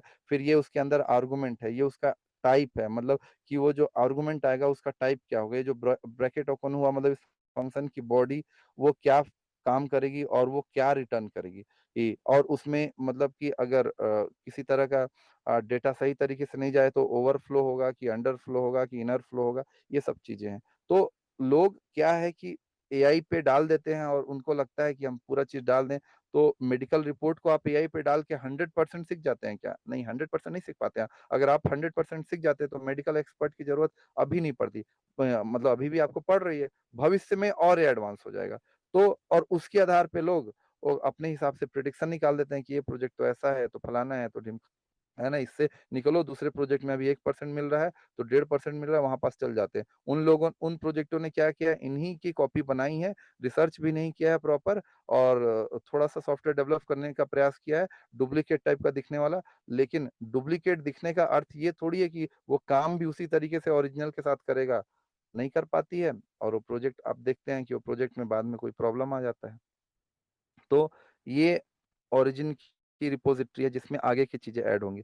अगर मैं ओरिजिन के पुराने क्या कहते हैं ओरिजिन DAO.io पे जाऊं, जो इसका पुराना वेबसाइट था, यहाँ पास जाऊं मैं, तो यहाँ पास आपको कुछ चीजें दिखाता हूं मैं, जहां से आपको विजन समझ आएगा। स्टेबल करेंसी का विजन तो अभी थोड़ा बहुत समझ आया कि आवश्यकता क्यों है स्टेबल करेंसी के ऊपर, और ओरिजिन क्यों काम कर रही है। ओरिजिन इसलिए काम कर रही है स्टेबल करेंसी ए को बनाने के पीछे, ताकि वो जो वर्ल्ड आज के डेट में परेशान है यूएसए के क्या कहते हैं डॉलराइजेशन से, उस डॉलराइजेशन को नॉर्मलाइज कर सके या डी डॉलराइजेशन कर सके। ये ओरिजिन का स्वयं के कथन है उनके वीडियो में, कि वो डी डॉलराइजेशन कर सके, मतलब डॉलर के ऊपर निर्भरता भी कम हो सके। और ऐसा ना हो कि डॉलर के ऊपर निर्भरता कम करके किसी और के देश की करेंसी के ऊपर निर्भरता हो सकी।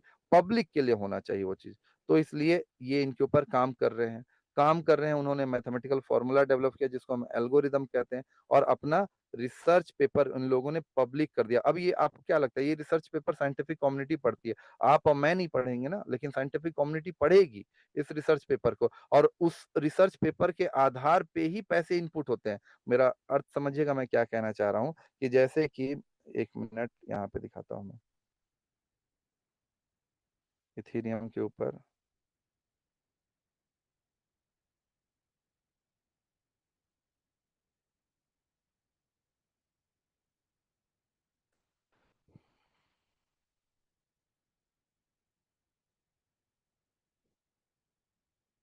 ये देखिए डेटा आप लोग, ये इथेरियम का ईटीएफ है। ईटीएफ मतलब होता है इक्विटी ट्रेडेड फ्लो।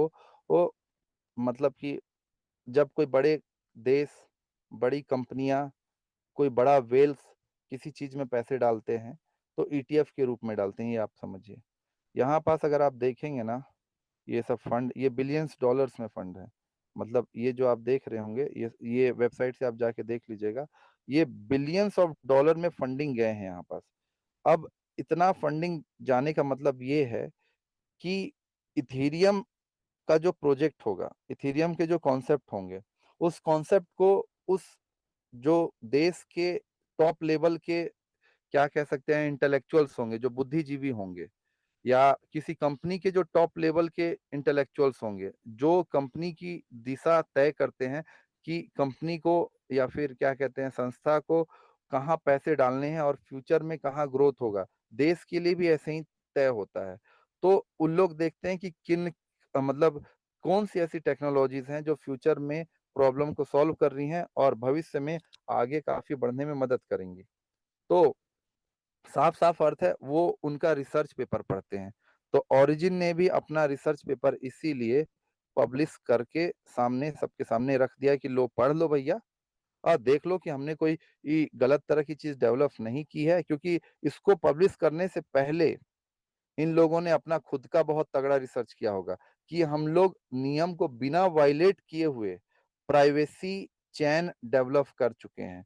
मतलब जो प्रॉब्लम टॉर्नेडो ने किया था, टॉर्नेडो कैसे कॉन्सेप्ट थी जिसने भी प्राइवेसी नाम का कॉन्सेप्ट लाया था, लेकिन वो इतना ज़्यादा प्राइवेट हो रहा था कि उससे प्रॉब्लम ये हो रहा था कि इनलीगल एक्टिविटीज़ काफ़ी हो रहे थे और ओरिजिन ने शुरुआत से ही लिखा है कि वो किसी भी तरह की इनलीगल चीज़ ड्रग्स, प्रोस्टिट्यूशन बाकी फलाने-ढिमकाने को वो सपोर्ट नहीं करते हैं। तो उन्होंने एक ऐसा मैथमेटिकल फ़ॉर्मूला एल्गोरिदम डेवलप किया जो नियमों के साथ प्राइवेसी देता है। तो पब्लिक के लिए फ़ायदेमंद और अगर कल को लगे कि नहीं इसमें कुछ इल्लीगल चीज़ें हो रही हैं फलाना, तो आप देख सकते हैं कि इंटरनल लेवल पे इल्लीगल चीज़ें नहीं हुई, आप उसको डिकोड भी कर सकते हैं। तो उन्होंने अपना ये जो मैथमेटिक्स फ़ॉर्मूला एल्गोरिदम डेवलप किया ओपन कर दिया सभी विश्व के सामने। अब विश्व की बड़ी-बड़ी कम्युनिटी या बड़े-बड़े लोग जब इसको देखेंगे और अगर इंटरेस्ट आएगा, तो वो बड़ा पैसा डालते हैं। वो बड़ा पैसा डालते हैं, तो जब बड़ा पैसा वो डालेंगे, तो हमारे पास जो ये कम्युनिटी हमें दिख रही है 16 लाख की, क्या पता ये कम्युनिटी कब 1 करोड़ को पार कर जाए। हम तो प्रयास कर ही रहे हैं, आप लोग तो प्रयास कर ही रहे हैं। Being person of the direct selling field आप सभी प्रयास कर रहे हैं। लेकिन आप ये समझिए कि अगर कल को ये बात आई कि ओरिजिन एलजीएनएस में क्या कहते हैं आपका किसी देश ने पैसा डाल दिया या किसी बड़ी कंपनी ने पैसा डाल दिया, लोग कूद पड़ेंगे और ये चीज़ संभव है। क्यों संभव है? वो मैं आपको अभी दिखा रहा हूँ ओरिजिन का विज़न। यहाँ तक क्लियर हुआ क्या? चैट बॉक्स में लिखेंगे। यहाँ तक कुछ क्लियर हुआ है तो? आगे बढ़ रहा हूँ मैं। यहाँ से देखिए ये चीज़ मैं दिखाना चाह रहा था आप लोग को। Origin ecosystem planning, the very first the 1.0 ecosystem layout, anonymous privacy stable currency minting agreement. It means what? The agreement like the USDT, like what? कि आप जब पैसे डालेंगे, आप जब हमको डॉलर देंगे, तो थेथर जो कंपनी है यूएसडीटी की वो उतने यूएसडीटी मिंट करके बाहर निकालेगी। अब अभी लगातार यूएसडीटी का डिमांड बढ़ रहा है। क्यों?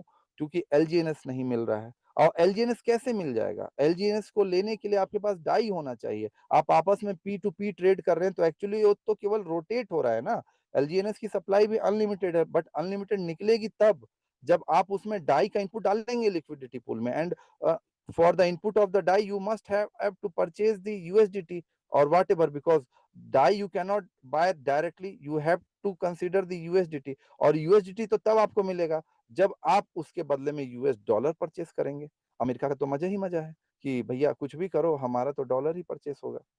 तब तो डॉलर आप जब दोगे, तब तो मैं वहाँ से यूएसडीटी को मिंट करके बाहर निकालूँगा। यूएसडीटी मिंट करके बाहर निकली, तो उस यूएसडीटी से फिर क्या निकलेगा? आप अलग-अलग जितने भी एक्सचेंजेस हैं, चाहे वो बाइनेंस हो, चाहे एमईएक्स हो, चाहे बायबिट हो, चाहे कुछ भी हो, ओके कैश हो, वहाँ पास लिक्विडिटी जाएगी यूएसडीटी की और कुछ प्राइवेट लोगों के पास जैसे आपस में लोग खरीद लेते हैं, उनके पास जाएगी यूएसडीटी और वहाँ से लोग परचेज़ करेंगे। अब यूएसडीटी आई, उन लोगों ने पैसा दिया, उसके बाद वो डाई परचेज़ करेंगे और फिर यहाँ पे इनपुट देंगे।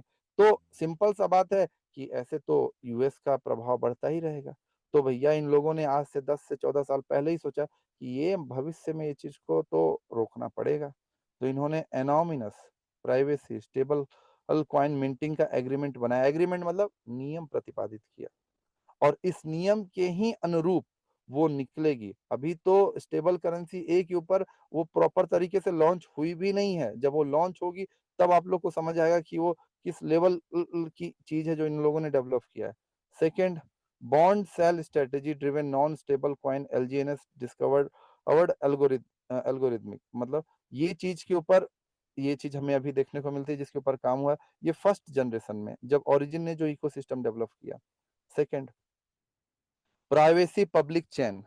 प्राइवेसी पब्लिक चेन आज के डेट में आप ये जो मैं अभी ये दिखाता हूँ, चलिए। जैसे बाइनेंस है, अभी जैसे कि हमारे पास क्या कहते हैं MEX, ये डायरेक्ट ओपन नहीं होगा भारत में। इसको ओपन करने के लिए आपको VPN का यूज करना पड़ेगा। कई सारे एक्सचेंज हैं, जैसे कि चलिए इंडियन स्टॉक मार्केट आ गया, तो ये डायरेक्ट ओपन होंगे क्योंकि ये रेगुलेटेड है उसके हिसाब से ये भी रेगुलेटेड है भारत सरकार के FIU के साथ, इसलिए ओपन हो जाएंगे। तो ये पब्लिक है। अब ऐसे भी जैसे कि बिटगेट हो गया हमारे पास, एक मिनट, बिटगेट का जो वॉलेट है, इस वॉलेट में जो हमारे पास ट्रांजेक्शन हो रहे हैं, ये तो प्राइवेट वे में हो गया हमारे पास ट्रांजेक्शन यहाँ पे। अब जैसे कि हमारे पास यूनिस्वैप है या क्विक स्वैप है, ये डिसेंट्रलाइज हमारे पास प्राइवेट वे में हो गया। तो ऐसा मैकेनिज्म डेवलप हो जहां पे पब्लिक और प्राइवेट दोनों का कॉम्बिनेशन हो, और जहां पे लीगल इनलीगल का सवाल ही ना पैदा हो जाए। कल को ये ना लगे कि ये चीज छुपके कराई जा रही है, इसलिए पब्लिक प्राइवेट हमारे पास कॉन्सेप्ट जो कि यहाँ पास ओरिजिन ने यहाँ पे दिखाया, पब्लिक प्राइवेट चेन।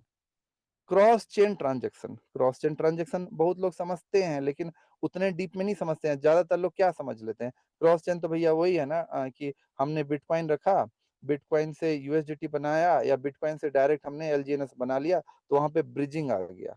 लेकिन इस ब्रिजिंग के लिए लिक्विडिटी का उस पूल में होना बहुत जरूरी है। पूल में होना जरूरी है मतलब कि कभी कभी आप ये देखते होंगे कि आपके पास मतलब कि पॉलीगॉन है, और पॉलीगॉन से आप डायरेक्ट क्या बनाना चाह रहे हैं, मान लेते हैं आप बाइनेंस बनाना चाह रहे हैं, BNB बनाना चाह रहे हैं, लेकिन पॉलीगॉन से बाइनेंस पे डायरेक्ट जाने के लिए उतनी मतलब कि लिक्विडिटी डाई के साथ अवेलेबल नहीं है, तो वो फेल हो जाता है। क्यों फेल हो जाता है? क्योंकि वहां पे ये cross chain transaction properly work नहीं कर पाता है। उसके ऊपर इन्होंने सोचा हुआ डिसेंट्रलाइज एक्सचेंज, यूनिस्वैप। फिर से आता हूं कॉइन मार्केट कैप के ऊपर।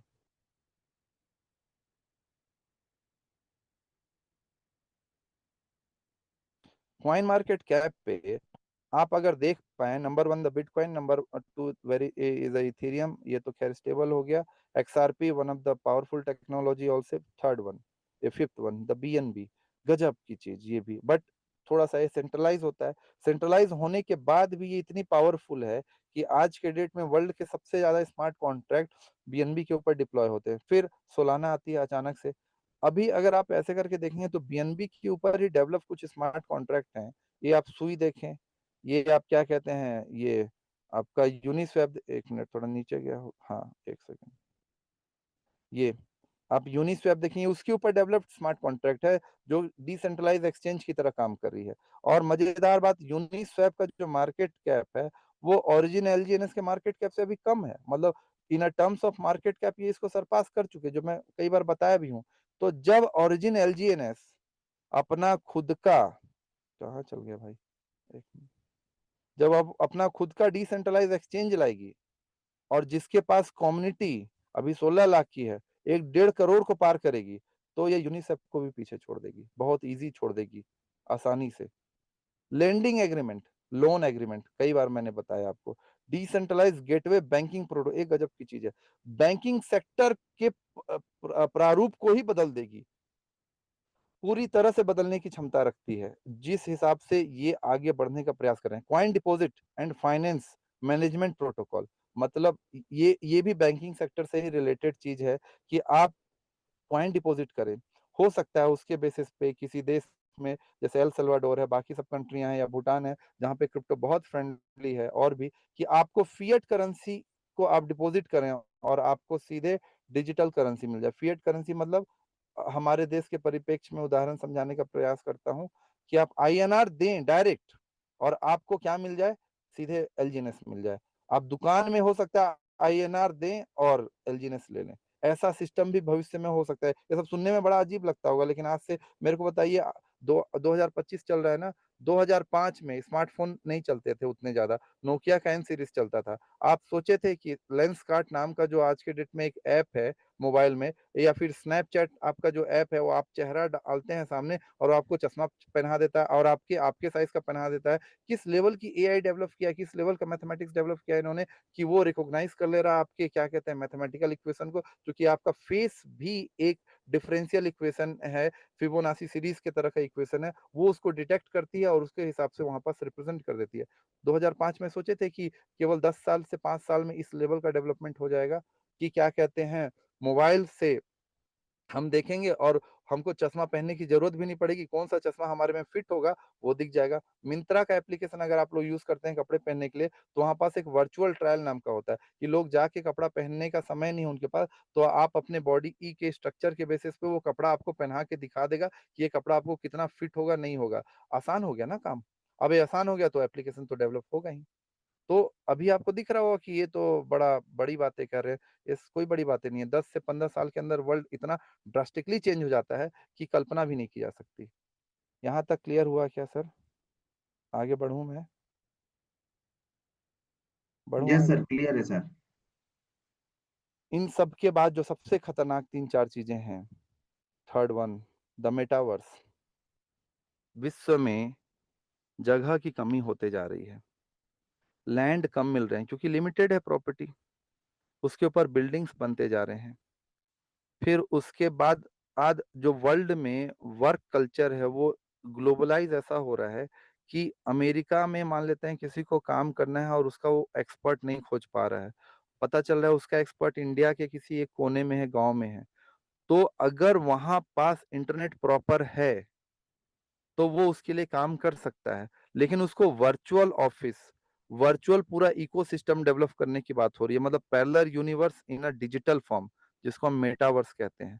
भविष्य में हो सकता है कि आप जो वीआर ग्लास हो सकता है क्या, हो भी रहा है। मैं होने वाला जो हो रहा है वो ही बता रहा हूँ क्योंकि ये सब चीज़ें ऑलरेडी सिलिकॉन वैली, बैंगलोर वगैरह के बहुत जगह पे ये सब चीज़ें स्टार्ट हो चुकी हैं। आपके आँखों में जो वीआर ग्लास लगे हुए हैं, अभी तो बड़ा चौड़ा-सा है, कल को एकदम छोटा-सा आ जाएगा जैसे कि क्या कहते हैं अभी हम नॉर्मल वाले ग्लासेस देख रहे हैं। अब वो आ जाएगा, आपका जो एक नॉर्मल कमरा होगा, आप वहाँ पास बैठे हैं लेकिन आपको इस तरह का वर्चुअल एहसास मिलेगा कि आप एक्चुअली में मेटावर्स में हैं और वहीं से काम कर रहे हैं, मतलब पूरा का पूरा एक वर्ल्ड। तो मेटावर्स में भी जब इकोनॉमी मतलब पैसे का आदान-प्रदान हो, तो किस तरह से होगा? क्या वहाँ आईएनआर चलेगा? क्या वहाँ डॉलर चलेगा? नहीं, वो तो डिजिटल है, वहाँ पे क्रिप्टो ही चलेगा। तो ये तो खुद का मेटावर्स डेवलप कर रहे हैं और इनकी कम्युनिटी अगर बड़ी होगी, तो साफ-साफ बात है ये उस लेवल का जॉब लेवल ओपन कर सकते हैं। तो यहाँ पास इसीलिए देखा इन्होंने लिखा है मेटावर्स अर्थ। आगे बढ़ते हैं, वेब 3 प्राइवेसी सोशल। अब मेटावर्स में बहुत सारे लोग होंगे, समाज बनेगा, तो सोशल स्ट्रक्चर किस तरह से डेवलप हो, उसकी बात भी सोचें। Comprehensive implementation of the privacy stable coin, मतलब अब उनके बीच में आपस में जो ट्रांज़ैक्शन होगा, वो किसके थ्रू चलेगा? स्टेबल करेंसीज़ के through. Global AI digital exchange, सबसे बाद में फिर ये क्या करेंगे, जब इस लेवल का मेटावर्स डेवलप हो जाए तो वो एआई बेस्ड अनेबल कर देंगे एक्सचेंज, जहां पास हर तरह की करेंसियों का ट्रांजैक्शन हो सके। आरडब्ल्यू मतलब रियल वर्ल्ड एसेट, मतलब चाहे वो गोल्ड हो आपका, चाहे जमीन हो, सब चीजें सोच के रखा है इन्होंने। उस लेवल पे बढ़ रहे हैं। तो ये छोटे से ग्लांस हैं। तो जब इस लेवल का विजन होता है ना सर, तभी इस तरह की मैथमेटिक्स डेवलप होती है। नहीं तो अगर स्कैम होता, तो बहुत पैसा बना लिए लोग, अब ये पार हो जाना चाहिए। तो मेरा ये मानना है कि इनका विज़न जिस लेवल तक है, मैं भी अभी तक उस लेवल तक पूरी तरह से नहीं पहुँच पाया हूँ। मैं भी ये चाहता हूँ कि मैं इनके डेवलपर से मिल सकूँ, इनके इस तरह के लोगों से, क्रिएटर से, इंजीनियर से मिल सकूँ, वहाँ तक पहुँच सकूँ। तो हमारी भी कम्युनिटी बड़ी हो सके, मेरी भी टीम बड़ी हो सके, ताकि मैं एज़ अ इंजीनियर समझ सकूँ कि क्या गज़ब की इंजीनियरिंग लगाया है इन लोगों ने।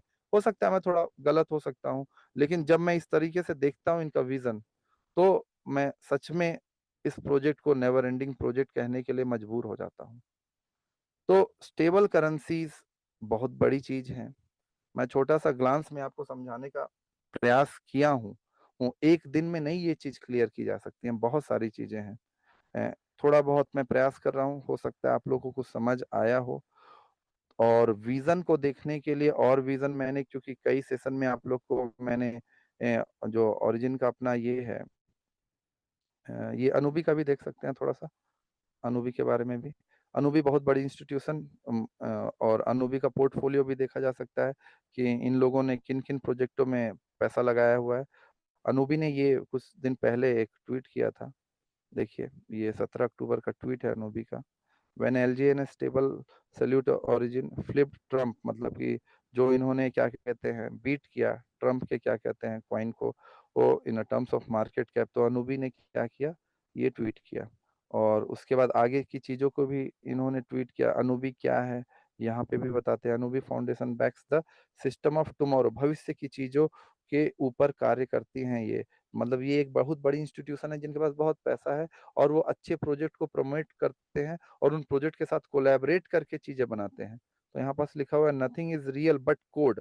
दुनिया में हर चीज बदल सकती है, परंतु अगर नियम ब्लॉकचेन पे लिख दिया गया सही तरीके से, सर्वसहमति से, तो उसी का मतलब कि वैल्यू है, बाकी चीजों की कोई वैल्यू नहीं है।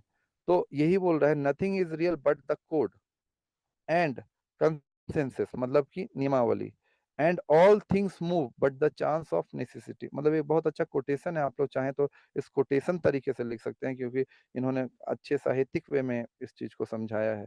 तो अगर हम अनूबी के देखें, तो अनूबी ई के कई सारे, देखिए ये Anubi origin the very main, Anubi gala web की, अब ये इनके पोर्टफोलियो, मतलब इन इन इतने चीजों पे उन्होंने पैसा लगाया है, लेकिन आज के डेट में अनूबी जो है सबसे अच्छे तरीके से अगर कोलैबोरेट कर रही है तो वो ओरिजिन के साथ कर रही है, और ओरिजिन भी उस पे खरा उतरने का प्रयास कर रही है। तो इतना बड़ा कॉन्सेप्ट, मतलब हम खुशकिस्मत हैं कि इस प्रोजेक्ट में आप पाए हैं, और मतलब भविष्य में हम इस प्रोजेक्ट के माध्यम से स्वयं तो प्रोस्पेरस होंगे, स्वयं तो समृद्धि को प्राप्त करेंगे ही, विश्व को ये प्रोजेक्ट एक नई दिशा दिखा सकती है। यह जो कि इथेरियम, सोलाना, बीएनबी के बाद पूरी पूरी संभावना है। तो गर्व की बात है इस तरह के प्रोजेक्ट में है, और ये प्रोजेक्ट इसी तरीके से और आगे बढ़ते रहे। हमारा कर्तव्य बनता है कि ये जो होल्डर्स हैं 1.6 मिलियन, इसको 100 करोड़ के ऊपर ले जाएं। हम बात करते हैं V6 बनने का खाली, अरे V6 बन भी जाएंगे तो क्या, विश्व की आबादी 850 करोड़ है, V6 तो आप लोग बन ही जाएंगे यार। आप लोग आ गए हैं एक बार ओरिजिन एलजीएनएस में, आपकी रातों की नींद वैसे ही भी खत्म हो जाएगी। थोड़ा देर बाद बनेंगे, कोई जल्दी बनेगा, लेकिन V6 तो बन जाए। V6 के बाद का विजन समझिए ना इनका, सारे के सारे जितने भी V6 हैं, वर्ल्ड के जितने भी आईडीज हैं, सब इनके नीचे ही तो है। तो पैसा तो ये दबा के कमा रहे होंगे, लेकिन पैसा कमाना इनका विजन है नहीं, पैसे कमाने के ये भी ऊपर का विजन है। जैसे कि सतोशी नाकामोटो ने बिटकॉइन के लिए सोचा था, बिटकॉइन को डेवलप करने के बाद उन्होंने एक पैसा नहीं रखा था, क्योंकि उन्होंने विश्व को एक नई दिशा दी। अगली दिशा ओरिजिन दे सकती है, ये पूरी पूरी संभावना है। तो मेरे ख्याल से तो मैंने प्रयास किया, गर्व की बात है इस तरह के प्रोजेक्ट में जुड़ना, और इस तरीके से काम करते रहे। हम हमारा कर्तव्य बनता है कि इस प्रोजेक्ट को जन जन तक ले जाया जाए, ताकि समृद्ध हो सकें, और भारत सरकार को भी इनकम टैक्स दें। इससे देश का विकास होगा, देश का विकास होगा तो हमारा विकास होगा, हमारा विकास देश का विकास, दोनों मतलब रिलेटेड चीजें हैं। अब जब हमारे देश में इकोनॉमी बढ़ेगी, पैसा बढ़ेगा, तो इस प्रोजेक्ट को और भी बड़े विजन की ओर ले जाया जा सकता है। क्यों ले जाया जा सकता है? क्योंकि इसमें एक लास्ट दिखाऊंगा, डाउ वोट सिस्टम है।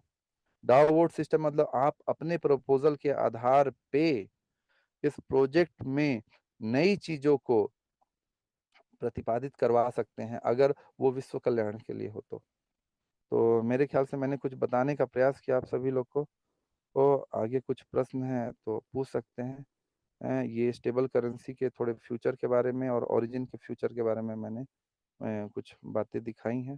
Thank you so much, many thanks for listening. जी। Okay, thank you so much Shashi sir. बहुत बहुत धन्यवाद, बहुत ही शानदार सेशन। और ये सेशन आपके अलावा आई डोंट नो कि पूरी इंडिया में कोई और ले पाएगा।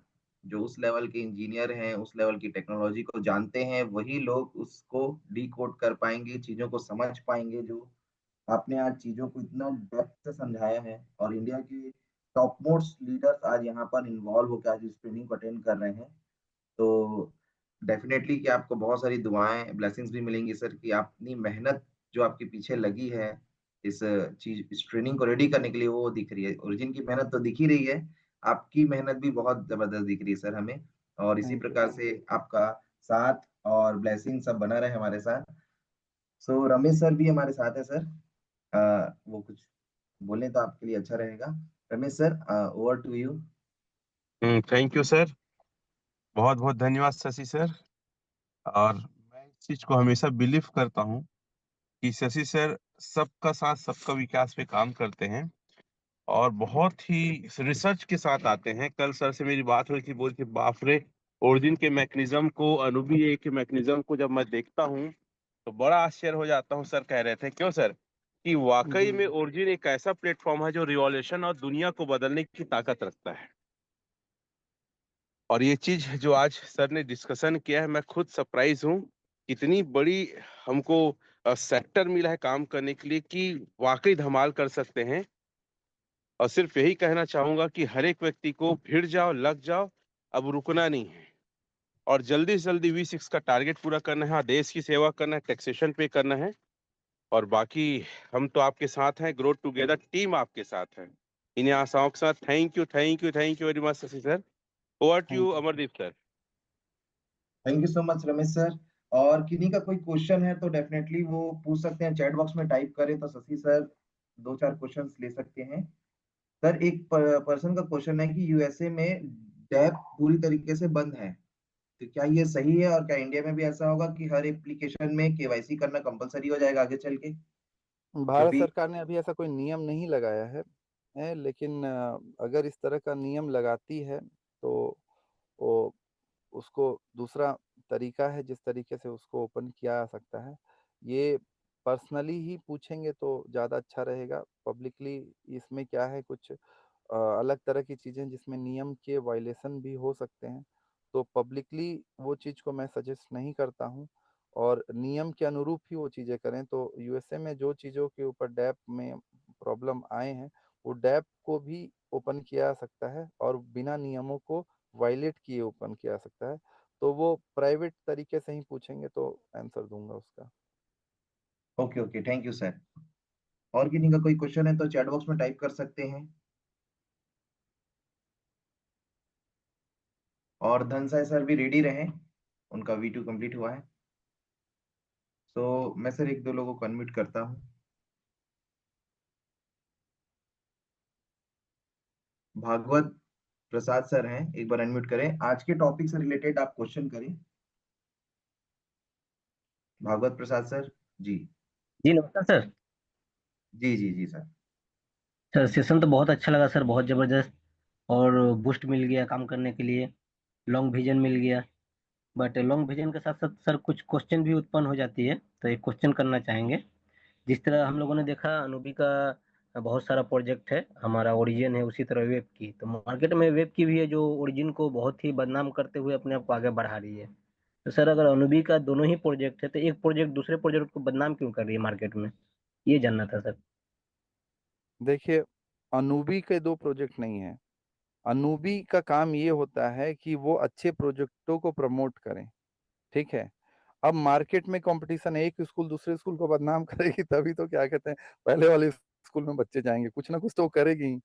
अब ये लोगों के ऊपर निर्भर करता है कि आप कैसा रिप्रेजेंट करते हैं, कि आपको वेब की ज़्यादा अच्छा लग रहा है कि ओरिजिन ज़्यादा अच्छा लग रहा है। मार्केट कैपिटलाइजेशन देख सकते हैं, होल्डिंग्स देख सकते हैं और बाकी भी काम देख सकते हैं। मैं ये नहीं कह रहा हूँ कि वेब की खराब प्रोजेक्ट है, लेकिन अनूबी का जो हमारे रिकॉर्डिंग। पास जो फंडिंग है ओरिजिन में और वेबकी में और गाला में और भी बहुत सारी चीज़ों में है। तो ओरिजिन एक इंडिविजुअल चीज़ है जो अपने मतलब कि क्या कह सकते हैं यूएसपी के साथ, यूनिक सेलिंग प्राइस पॉइंट के साथ में, मतलब अपने जो इन्होंने एल्गोरिदम डेवलप किए हैं उससे वो आगे बढ़ रहे हैं। अब डेमोक्रेसी है, लोग किस तरीके से कैसे प्रेज़ेंट कर रहे हैं, किसको क्या बदनाम कर रहे हैं, वो उनके ऊपर निर्भर करता है। तो जब वो कर रहे हैं तो आप सही तरीके से रिप्रेज़ेंट करवाएँ। वो मार्केट में लोगों तक पहुँच रहे हैं तो आप भी मार्केट में लोगों तक पहुँचे और उ उनको सही दिशा दिखाएँ। तो आएगा, नहीं तो ऐसे तो अनुबी और मतलब कि वेब की और ओरिजिन क्या, ऐसे तो हजारों प्रोजेक्ट क्या लाखों प्रोजेक्ट हैं, प्रोजेक्ट क्या लाखों चीजें हैं। लोग तो नौकरी के नाम पे पैसा खा जा रहे हैं ये बोल के कि नहीं वो नहीं लगवा पाएगा, मैं लगवा देता हूँ, ये करवा देता हूँ। तो ये कोई मतलब कि ऐसी बात नहीं है। ये तो लोगों का नेचर है। आपको उसको सही तरीके से गाइड करवाना पड़ेगा, तब जाके आएगा। लोग तो बिटकॉइन को भी बदनाम कर रहे हैं। ऐसा तो नहीं है कि बिटकॉइन को नहीं बदनाम किया गया, इथेरियम को नहीं बदनाम किया गया।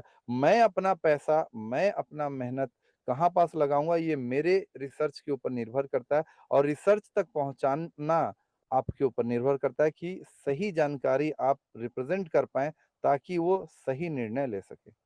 जी। Okay, thank you so much sir.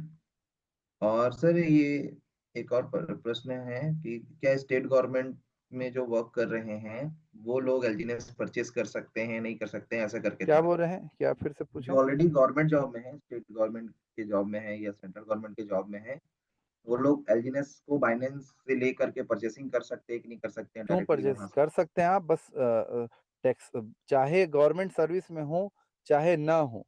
सरकारी नियमों की एक नियमावली होती है कि आप अपने ड्यूटी आवर में किसी भी सरकारी नियमों को वायलेट ना करें, मतलब ड्यूटी आवर में आप ट्रेडिंग ना करें, ताकि आपका सरकारी कार्य प्रभावित ना हो। और जब आप कोई चीज़ परचेज़ कर रहे हैं, इन्वेस्टमेंट कर रहे हैं, तो आप उसको इन्वेस्ट कर सकते हैं, और इन्वेस्ट करने के बाद जो आपको प्रॉफ़िट होगा, उस पे आप आईटीआर फाइल करें। तो नियमों की कोई अवहेलना नहीं हो रही है। बाकी सरकारी नियमावली होती है पूरी तरह से, एक रूल बुक होता है, you must have to learn that particular rule book in which all the things clear, मतलब all the things will clear, वहाँ पास आपको सभी चीज़ें क्लियर हो जाएँगी। ऐसा नहीं है कि नहीं कर सकते हैं। Okay, thank you sir. Kapil ji, आप भी आपको अनम्यूट कर दिया कि आप भी क्वेश्चन कर सकते हैं। हाँ सर, नमस्कार सर। नमस्कार, जी नमस्ते नमस्कार। सर। सर मुझे 10 दिन हो रहा है सर, मैं एलजीएनएस में अभी ट्रेनिंग ले रहा हूँ, और मुझे विनय सर ने ज्वाइन किए थे। मेरा आज बहुत खुश लगा, बहुत कुछ इन्फॉर्मेशन मिला है।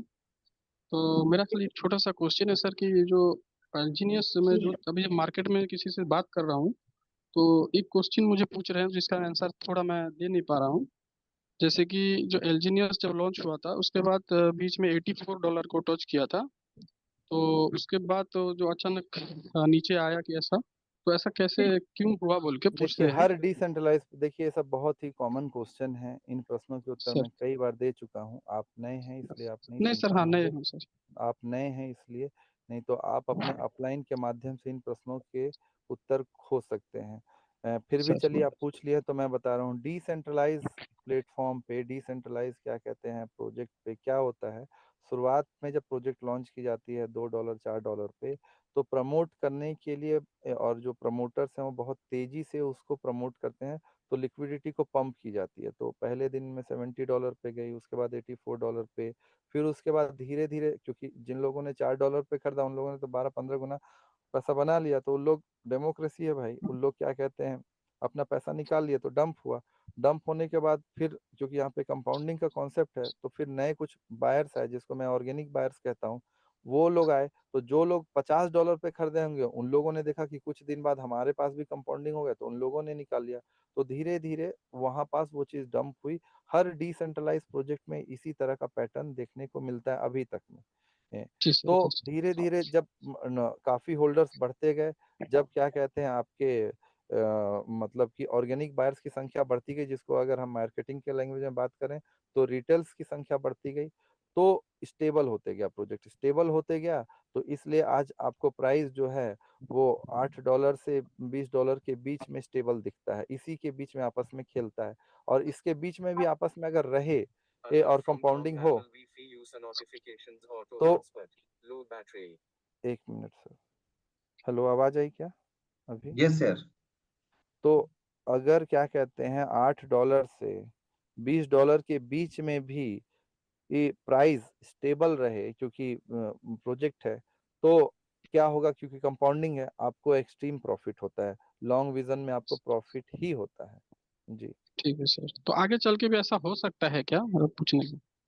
आगे चल के क्या हो सकता है, बताया हूँ आगे भी मैंने। ऐसे रेट आप नए हैं ना सर, मैंने बताया है कि $2 क्या $2 पे भी आएगा तो भी आप प्रॉफिट में रहेंगे भविष्य में। हाँ वो तो $1 पे पता है आएगा सर। तो ट्रेजरी बाय कर लेगी, ट्रेजरी बाय अच्छा करके अच्छा। बर्न कर देगी पूरे क्या कहते हैं जितने का वो एलजीएनएस बर्न करेगी, ये बाय करेगी और प्राइस को फिर से पंप हो जाएगा आपका $10 से $11 की ओर में। ये ये सब अच्छा बेसिक सर। चीजें हैं, मतलब बर्न बॉन्ड के मैकेनिज्म ओके को सर। मैंने बताया है। ठीक है सर, थैंक यू सर। जी okay, thank you sir. Yes Rajen ji, आप भी जल्दी से अनम्यूट कर सकते हैं। Sir thank you very much मौका देने के लिए। शशि सर नमस्कार, गुड मॉर्निंग। नमस्कार। मैं ये पूछना चाहता हूँ सर कि बिटकॉइन के लिए जैसे बहुत सारे लोग बताते हैं कि इसकी इतनी ही माइनिंग होगी, इसके बाद इसकी माइनिंग टोटली बंद हो जाएगी, ऐसा उनके व्हाइट पेपर पे या प्रोजेक्ट पे था, तो क्या ऐसा ही एलजीएनएस के लिए भी है सर? आप शुरुआत से सेशन नहीं देख रहे हैं क्या सर अभी? पहले ये बताएं मुझे। नेटवर्क का इशू था बीच बीच में सर। नहीं, लेकिन मैंने कई बार बोला, देखिए 2 तरह के टोकेनोमिक्स होते हैं। एक होता है जी जिसकी सप्लाई लिमिटेड होती है, जैसे कि बिटकॉइन 21 मिलियन ही आएंगे। दूसरी जैसे कि इथेरियम जिसकी सप्लाई लिमिटेड नहीं, अनलिमिटेड होती है। बट उसमें सिस्टम क्या होता है कि आप, जैसे मैंने वाटर एटीएम का कॉन्सेप्ट बताया कि आप, वाटर तो पैसा बहुत है उसमें, लेकिन जब तक आप उसमें फंड नहीं डालेंगे, पानी बाहर नहीं निकलेगा। 5 लीटर आपको मान लीजिए पानी चाहिए, तो आपको 5 लीटर के बराबर का पैसा डालेंगे तभी निकलेगा। तो एलजीएनएस इथेरियम में सप्लाई अनलिमिटेड है, लेकिन वो निकलती तब है जब आप उसमें डाई डालते हैं, तब लिक्विडिटी पूल से फंड हमारे पास बाहर निकलती है। तो अनलिमिटेड है, इसका मतलब ये नहीं कि सर्कुलेटिंग भी अनलिमिटेड है। सर्कुलेटिंग सप्लाई डिफरेंट है सर, और आपका क्या कहते हैं जो सप्लाई है, मतलब कि ये वाली मैक्सिमम सप्लाई, वो अनलिमिटेड है। सर्कुलेटिंग सप्लाई जो अभी चल रही है वो मतलब कि दिखता है 400, मेरे ख्याल से 26 मिलियन के करीब सर्कुलेटिंग सप्लाई है। वो कैसे आई है? क्योंकि वो मिंट होके बाहर आई है। ये कॉन्सेप्ट कहाँ फॉलो होता है? इथेरियम में फॉलो होता है, और इथेरियम मतलब मैक्सिमम डिसेंट्रलाइज फाइनेंस में ये कॉन्सेप्ट फॉलो होता है। तो यही कॉन्सेप्ट ओरिजिन भी फॉलो कर रही है। और बिटकॉइन एक फिक्स एल्गोरिदम के साथ आती है, लेकिन उस एल्गोरिदम में कुछ काश जो चीजें ऐड करनी थी, इसीलिए तो इथेरियम आया। अब इथेरियम के साथ डिसेंट्रलाइज से कुछ और चीजें ऐड करनी थी, तो ओरिजिन ने लेके आया। जी sir thank you so much sir, thank you. जी okay, thank you sir. I think सारा क्वेश्चन आंसर ऑलमोस्ट हो चुका है, बाकी समय भी हो चुका है सर। बाकी क्वेश्चंस को आप जो क्या करें कि लिख अच्छा, करके हाँ, ऑडियो मैं मैसेज एक ग्रुप काम में। कर सकता हूँ, 1 मिनट। मेरे पास बहुत कॉल आ जाते हैं, ये एक मैं इंस्टा पे एक्टिव रहता हूँ, ये मैं आपको लिंक दे दे रहा हूँ। क्वेश्चन आप लोग लिंक लिख के यहाँ पास भेज दिया करें। व्हाट्सएप पे मैं ज्यादा नहीं देख पाता हूँ, वो यहाँ पास आप प्रश्न भेज दिया करेंगे। ये मैं आज नहीं तो कल आप लोग को उत्तर दूंगा ही, क्योंकि उसमें अच्छी अच्छी साइंटिफिक कम्युनिटी भी रहती है, तो मैं थोड़ा सा इंस्टा पे एक्टिव हो जाता हूँ। तो प्रश्न अगर आपके लिखे हुए में आएंगे या रिकॉर्डिंग भी आप करके देंगे, तो आज नहीं तो कल मैं अपने शेड्यूल के हिसाब से उत्तर दे पाऊंगा। वह व्हाट्सएप में या कॉल बहुत आ जाते हैं, तो जैसे रमेश सर बोल रहे थे, मेरे पास समय नहीं आप मिल पाता है कि कितने लोगों को मैं रिप्लाई कर सकूं, तो ये समस्या होती है। इसीलिए शशि सर, मैं कभी भी अपना नंबर कहीं पर भी नहीं देता हूँ, मैं अरे वो इंस्टाग्राम देता हूँ, नंबर क्योंकि नंबर इंस्टाग्राम पे लोग कोई कॉल नहीं कर पाते। इसलिए निकालिए हैं क्योंकि मुझे कुछ नई चीजें पोस्ट करनी होती है, तो कहाँ से पोस्ट करूँ? ईमेल से व्हाट्सएप में ऑप्शन नहीं है, या किसी में भी। और नई चीजें अगर जो जैसे कि आज आई, मैं इसका पोस्ट करूंगा, तो ये पोस्ट करूंगा तो उससे लोगों में कॉन्फिडेंस आएगा, तो वो दिखाने के लिए और कोई ऑप्शन नहीं है मेरे पास। ईमेल से तो पोस्ट कर नहीं सकता हूँ क्योंकि वहां पे कम्युनिटी जुड़ी हुई नहीं है। तो इसीलिए थोड़ा सा मेरा निवेदन है सभी लोगों से कि अपने प्रश्न को लिख के आप क्या कहते हैं इंस्टा पे भेजिए, या नहीं तो ईमेल आईडी होगा, ईमेल पे थोड़ा प्रोफेशनल बने, ईमेल पे भेज देंगे। मैं ईमेल आईडी भी बाद में डाल दूंगा वहां पास। आपको आज नहीं तो कल प्रश्न के उत्तर मिल जाएंगे, जो आपके कॉम्प्लिकेटेड प्रश्न होंगे। बाकी सब तो आपके अपलाइन आप लोगों को क्लियर कर ही देंगे।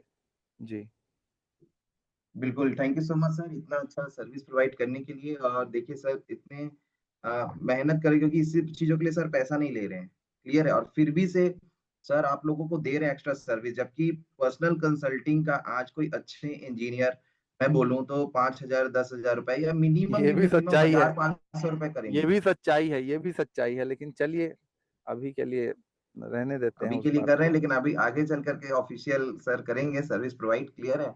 और बिल्कुल सर, ये टेक्निक बहुत अच्छी है कि आप इंस्टा पे ही रिप्लाई दें, और मैं भी यही टेक्निक यूज करता हूँ। और बाकी सारा 7 दिन की सारी recording YouTube channel grow together education system में अवेलेबल है। किसी को डेप्थ से ओरिजिन क्या है, ये जानना है, ये समझना है, क्लियर है। तो वो 7 दिन का महाकुंभ टेक्निकल ट्रेनिंग सेशन जो है वो आप जाएं यूट्यूब चैनल पे लाइव वाले सेशन पे, तो वहां पर सारे लाइव वीडियोस आपको दिख जाएंगे और उसको देखने के बाद जो क्वेश्चंस आते हैं उसको रीड करेंगे। तो शशि सर सबसे पहले तो आप ये क्वेश्चन करिएगा कि 7 दिन का जो सेशन है उसको आपने अटेंड किया कि नहीं किया। बिल्कुल नहीं किया तो आप जाके रिकॉर्डिंग पहले देखो फिर मेरे पास आना। बिल्कुल। नहीं तो सर क्या है ना, क्वेश्चन इतना करेंगे कि आपको हाँ टाइम नहीं यही है मिलेगा। जी। लोग क्या चाहते हैं, रेडी टू ईट मैगी चाहते हैं। हम्म। हाँ कि हमें सब कुछ मिल जाए, हम ना पढ़े ना स्टडी करें ना मेहनत करें। क्लियर है। हम कौन 1 घंटा देके सीधा शशि सर को फोन करते हैं, हाँ सर बताओ क्या सर्कुलेटिंग सप्लाई है, तो सर शशि सर बता रहे हैं कि इतना सर्कुलेटिंग सप्लाई है, जबकि वो जा करके देख सकते हैं वहां से आधी चीजों को। तो बस ये है शशि सर, मैं ये चाहता हूँ कि आप ना V1 एंड अबव को ही रिप्लाई दें। ज्यादा अच्छा आपके ओके लिए ये सर। रहेगा कि आप पहले ये पूछ लें क्वेश्चन कि यू आर V1 और नॉट। आप पहले आईडी भेजो अपना। अगर वो V1 की आईडी भेजते हैं स्क्रीनशॉट खींच के फिर आप उनका आंसर दे, वरना ना दे। वरना बहुत इरिटेट हो जाएंगे सर, यहाँ तो अभी 1500 लोग हैं और आगे कम्युनिटी मल्टीप्लाई हो रही है, ये भी तो कंपाउंडिंग हो रही है। इट्स बिल्कुल। इम्पॉसिबल कि इतने क्वेश्चंस को आप मैनेज कर पाएंगे। तो नहीं नहीं ये ठीक बोल टेक्निक रहे हैं। ज्यादा सही रहेगा सर आपके लिए, तो वो ओके आपके लिए helpful होगा। तो बाकी ठीक है। बहुत अच्छा रहा। शशि सर और कुछ बोलना चाहते हैं तो बताइए। नहीं बाकी आप लोग कार्य करें, बहुत ही अच्छा प्रोजेक्ट है, मैंने बताने का प्रयास किया। आगे भी भविष्य में मैं बिल्कुल आऊँगा, आप लोग को बताऊँगा। और ये काफ़ी अच्छा 7 डेज़ का टेक्निकल सेशन था। हाँ स्टार्ट मेरे ख्याल से मैंने ही मेरे से ही स्टार्ट हुआ 2 दिन का सेशन, और मेरे ख्याल से आज लास्ट डे था अमरदीप सर। यस सर, आज लास्ट डेट है, आज तो 7 लास्ट भी दिन का मैंने ही किया। सक्सेसफुली महाकुंभ ट्रेनिंग हाँ कंप्लीट हुआ हमारा। बहुत ही अच्छे टेक्निकल व्यक्ति आए, मतलब अजय सर आए, फिर मनोज सर आए, उन्होंने भी बहुत अच्छी जानकारी दी। मैंने भी कुछ प्रयास किया बताने का। तो बिल्कुल ज्ञान ले, बार बार रिकॉर्डिंग को सुने आप लोग, उससे आप लोग के बहुत सारे डाउट क्लियर होंगे और आप लोग मार्केट में अच्छे से काम कर सकेंगे। जी बिल्कुल थैंक बिल्कुल यू सर, सर। ये बहुत बड़ा टूल दे दिया मिल गया सर, क्योंकि देखो यहाँ पर इतने सारे लोग हैं जो इतना कुछ सीख नहीं सकते, बट आपके पास बहुत सारे टेक्निकल पर्सन आ जाते होंगे जिनके पास बहुत नॉलेज होता है। क्लियर है। और आप वहां पर कॉन्फिडेंस को लो फील करते हैं कि अरे यार ये तो आंसर मेरे को पता नहीं है, तो आप उनको क्या बोलिए, सर ये जाइए ये सातों वीडियो को आप देख लीजिए, आपके सारे क्वेश्चन का आंसर मिल जाएगा आपको। तो वहां से आप इस टूल का यूज करके भी आप सामने वाले को क्लैरिटी दे सकते हैं। ठीक है, इस ऑटोमेटिक सिस्टम का आप यूज कर सकते हैं। बाकी बहुत जल्दी शशि सर भी अपना यूट्यूब चैनल बहुत ऑफिशियल लेवल पे लॉन्च करने वाले हैं, मुझको जो पता है, उससे और डीप आपको नॉलेज भी मिलेगा।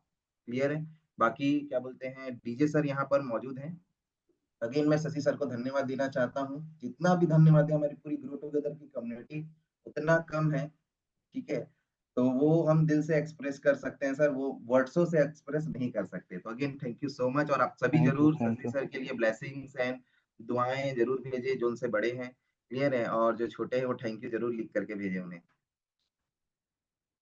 बाकी एक चीज और है, आप शशि सर के लिए एक चीज और कर सकते हैं कि इंस्टाग्राम का जो उन्होंने लिंक दिया है आप उनको मेंशन कर सकते हैं स्टेटस में थैंक यू लिख करके, तो उनसे उनके फॉलोअर्स भी बहुत बढ़ेंगे। ठीक। तो चलिए आगे बढ़ते हैं। बाकी डीजे सर, आज क्या है कि हमारे जो डीजे सर हैं, क्लियर है, मतलब धन साय जायसवाल सर, उनका V2 लेवल कंप्लीट हो गया है। और बहुत फास्ट उन्होंने V2 लेवल कंप्लीट किया। और V2 आप समझते हैं, V2 मतलब स्टेबिलिटी, मतलब एक इंसान स्टेबल हो जाता है फाइनेंशियल लेवल पे जो V2 बनते हैं। V1 मतलब आजादी है। क्लियर है। एक लेवल की आजादी वो पाते हैं, थोड़ा टेंशन फ्री होते हैं। और V2 का मतलब स्टेबिलिटी है मेरी लैंग्वेज में, वो स्टेबल हो जाते हैं। अब हाँ, इससे कम तो वो अर्न नहीं करेंगे। क्लियर है। सो मैं उनको बुलाना चाहता हूँ और उनके सारे सीनियर्स भी एक्टिव रहे जो V4 एंड अबव हैं, ताकि वो उनको बधाई दें। सो प्लीज वेलकम हमारे धन साय जायसवाल सर फ्रंट में आए, और इनके लिए जोरदार ताली होनी चाहिए। और आपने कौन कौन सी स्ट्रेटेजी को फॉलो करके यहाँ तक आप पहुंचे, वो सारे सीक्रेट और स्ट्रेटेजी जल्दी से लोगों को शेयर करिए सर। सो प्लीज वेलकम धन साय जायसवाल सर। मैं आपको अनम्यूट का राइट दे दिया हूँ। सीधा मैं आपको कोहोस्ट ही बना दिया हूँ सर। एक बार आप अपने आप को अनम्यूट करें। तो thank you so much sir, बहुत बहुत धन्यवाद आपका। धन्यवाद देना चाहूँ तमाम मेरे सीनियर्स जितने भी हैं, बहुत बहुत धन्यवाद सर। सबसे पहले तो आपको सर, क्योंकि आपने मुझे प्लान दिखाया सर, आपने क्योंकि मुझे लगता है कि आप प्लान नहीं दिखाते तो इतनी शानदार अपॉर्चुनिटी मेरी लाइफ पे छूट जाती सर। बहुत बहुत बहुत बहुत दिल से धन्यवाद सर। मेरे पूरे will family sir, all family, आपका शुक्रिया अदा है, क्योंकि आपने जो मुझे हिम्मत दी है, आपने जो टेक्निक बताया आपने सर, मुझे लगता है कि ऐसा टेक्निक आज तक किसी ने बताया। मुझे आज तक याद है जो अपने फोटो खींचने के दिए थे आपने, जो तरीका दिए थे आपने। थैंक्स सर, बहुत बहुत धन्यवाद। धन्यवाद विनय सर को, धन्यवाद राजेंद्र कौशल सर को, क्योंकि मुझे लगता है विनय सर ने आपको नहीं बताते तो मुझे लगता है आप मुझे नहीं बताते, आपको लिंक नहीं मिलता था, क्योंकि मुझे पता है, क्योंकि आपको भी पता है और मुझे भी पता है, क्योंकि मैं बहुत इस सबसे चिढ़ता था। लेकिन बहुत बहुत धन्यवाद सर अगेन आपको, बहुत बहुत धन्यवाद विनय सर, क्योंकि मुझे पता है कि आप बहुत शायद तक मेरे चहेते हैं और मुझे चाहते थे कि सर मैं टॉप में जाऊं, इसलिए आपने मुझे अपॉर्चुनिटी दी। धन्यवाद राजेंद्र सर, बहुत बहुत धन्यवाद एक भाई की तरह प्यार करने के लिए, आशीर्वाद देने के लिए। जो अब जब भी आपसे बात होती है तो आपने हमेशा हमेशा आपने मुझे एक छोटे भाई के नाते आप मुझे हमेशा प्रोत्साहन दिया आपने। धन्यवाद गुरुदेव आपका, शशि सर का सर, जो आपके जो टेक्निक है, जो आपने जो हमेशा मेरे टीम को जो आपने गाइडलाइन दिया आपने, आज भी बहुत ढेरों इंफॉर्मेशन लेने के लिए आपने आए सर। धन्यवाद। धन्यवाद रजना मैम, धन्यवाद रमा सर, भाई की तरह हमेशा प्यार करते, धन बोलते हैं, धन्यवाद। और सबसे बड़ी धन्यवाद उस सीनियर को सर, जिसने इतनी शानदार डांट पड़ताल के सर मुझे हमेशा सिखाए। जब भी मौका मिलता है मुझे लगता है छोड़ते नहीं, मौका नहीं छोड़ते। तो सर धन्यवाद सर। रमेश पटेल सर आपका बहुत बहुत शुक्रिया अदा, क्योंकि आप शायद तक वो दिन वो आप सिखाते नहीं, वो डांटते नहीं, और आपने जो चैलेंज नहीं देते कुछ कर गुजरने का, चैलेंजिंग नहीं देते सर, मैं यहाँ तक शायद तक सर यहाँ तक पहुंच पाता सर। सर बताऊँ सर, क्योंकि आप जो मार्क्स दे रहे सर, मैं वादा करता हूँ सर, जो आप हमेशा जो डांटते हैं ऐसे डांटते रहिए, क्योंकि आपके डांटने में प्यार है, डांटने में वो जज्बा आता है, कुछ कर गुजरने की लगता है सर, कुछ कर गुजरने के बारे में सोचते रहते हैं। तो मैं आपको बहुत बहुत धन्यवाद देना चाहूंगा सर, अपने अपलाइंस को, जो मुझे हमेशा सपोर्ट करते हैं, मेंटली सपोर्ट करते हैं, फिजिकली सपोर्ट करते हैं। मेन तो वही दोस्त, फील्ड में बहुत लोग बोलते हैं फील्ड सपोर्टिंग, बहुत मुझे लगता है फील्ड से ज्यादा सपोर्ट यहाँ जरूरी है। जो मेरे अपलाइन मुझे हमेशा एनी टाइम यूनिवर्स के रूप में हमेशा सपोर्ट करते रहते हैं। धन्यवाद सबसे बड़ी बात मेरी टीम को, जो मेरे साथ में एनी टाइम खड़े हैं, जो मेरे पे विश्वास करते हैं। सभी लोगों का बहुत बहुत धन्यवाद, चाहे चाहे तोरन सर हो, या संदीप भाई हो, या फिर हम मोहन सर हो, दिलेश्वर सर हो, प्रसन्न सर हैं मेरे साथ में, सुरेश सर हैं, दुर्गेश भाई हैं हमारे साथ में, और सबसे बात मधु मैम, और मेरे गुरु हैं आदरणीय आनंद सर, जो मेरे पे विश्वास किए। मैं बहुत भाग्यशाली हूँ कि मैं उनके सानिध्य में रहा हूँ, और मुझे पता है जो सर जो सपोर्ट करते, जो एक एक बारीकी जो बताते हैं ना सर, बहुत बहुत ही तारीफ काबिल है। आज भी मुझे हमेशा गाइडलाइन करते रहते हैं, एक छोटे भाई के नाते, एक बिजनेस पार्टनर के नाते मुझे हमेशा गाइड करते हैं। ऐसा बिजनेस पार्टनर मिला, ऐसे अप्लाई मिला, बहुत खुश नसीब हो। और कोई मेरे से पूछे सक्सेस की स्टोरी, में एक ही चीज बोलना चाहूंगा दोस्तों, आप सभी को एक ही मैसेज देना चाहूंगा आप लोगों को, और मेरे मैसेज ये है दोस्तों, सबसे बड़ी बात विश्वास करना सीखिए आप। बोलते हैं ना, विश्वासम सदा फलदायकम, विश्वास कीजिए, ट्रस्ट कीजिए, और करो तो पूरा करो। सौंपना है तो पूरा सौंपो, नहीं तो मत सौंप। अपने हाथ को देना है तो अपने पूरी समर्पित भाव के सौंपिए दोस्तों। आधा अधूरा सौंपेंगे तो आप तय है कि आप उस मुकाम में नहीं पहुंच पाएंगे आप, और जिस मुकाम में सोच के आप यहाँ पर आए हैं आप। तो सबसे पहले विश्वास कर रहे हैं दोस्तों, तो अपने आप ही विश्वास कीजिए, बिलीव कीजिए यार कि आप सक्सेस हो जाएंगे। आप बिलीव कीजिए, आप 100% मानिए आप कि आप सक्सेस हो जाएंगे, और देखिए आपके साथ तो घटना शुरुआत हो जाएगा। क्योंकि जब आप अपने आप पे विश्वास नहीं करेंगे तो सफलता बहुत दूर है, बहुत दूर है, सफलता आप नहीं हो पाएंगे आप। सबसे पहले अपने आप पे विश्वास करना है, जो आपने निर्णय लिए हो, और निर्णय वन ऑफ द बेस्ट निर्णय है आपकी लाइफ। सबसे पहले बिलीव अपने आप पे करना पड़ेगा। दूसरा बिलीव करना पड़ेगा दोस्तों अपने आप, अपने सीनियर पे, अपने अपने पे बिलीव करना पड़ेगा आपको। 100% ट्रस्ट करना पड़ेगा, आधो दूरी नहीं। चाहे आप उनसे एलजीनेस परचेस करते हैं तब, या कोई आपको गाइडलाइन देते, तो 100% ट्रस्ट कीजिए। आप एक बार आजमा के दे देखिए, अपने सौंप के दे देखिए अपने अपलाइन को। आप देखना दोस्त, जब आप किसी को सौंपते हैं ना अपने आप को, तो सफलता आपकी हमेशा कदम चूमेगी। आप सफलता एक पैदान और आगे बढ़ेगा आपको। तो एक बार जरूर बोलूंगा कि आप अपने आप को सौंप दीजिए। आप अपने सिर को 100% सौंपिए। देखना दोस्तों, जब गिरोगे ना, तो आपके सीनियर आपको थाम ले, गिरने ही नहीं देंगे यार, आपको गिरने ही नहीं देंगे।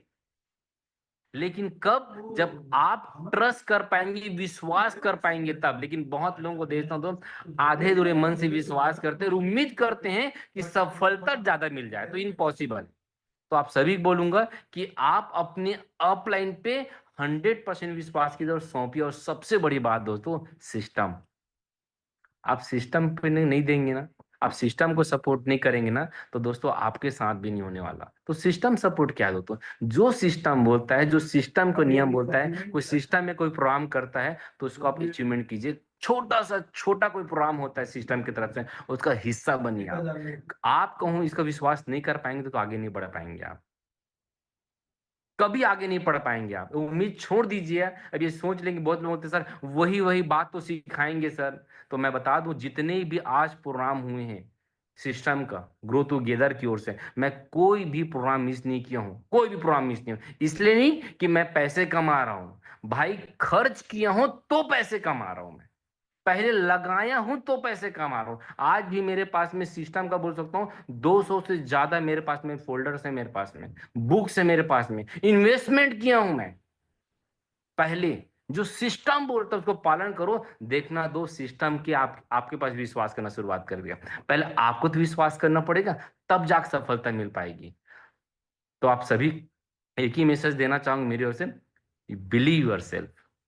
अपने आप पे विश्वास करो, सफलता की कदम चूमेगी। मैं सच बता रहा हूँ, मुझे लगता है कि मैं अपने आप पे बोल सकता हूँ दोस्तों, जिस हिसाब से मैं यहाँ तक मैं पहुंचा हूँ, बहुत ही ज्यादा लेट लगाया हूँ मैं बता दूं। मैं क्योंकि मैं योग्य रखता हूँ कि मैं इतना विश्वास रखता हूँ कि मैं आने वाले मात्र ओनली फॉर ये 30 दिन मेरे लाइफ को बहुत लकी रहेगा। 30 दिन में आपके सामने एक नया अचीवमेंट लेके आ रहा हूँ आपके सामने, ये वादा करता हूँ मैं, कमिटमेंट करता हूं मैं। जैसे सर बोलते हैं ना कि घर में रहने सफलता नहीं मिलती, तो बता दूं दोस्तों, सच बता रहा हूं, सच बोल रहे हैं कि सफलता जिसका टॉप पोजीशन में हासिल करना है ना, तो वन ऑफ द बेस्ट चीज है तो market, one of the best चीज है फील्ड में। और फील्ड में नहीं हो, मार्केट में नहीं हो, और उम्मीद कर रहे हो कि हर चीज मुझे घर से मिल जाए मुझे, तो सफलता बहुत दूर है भाई।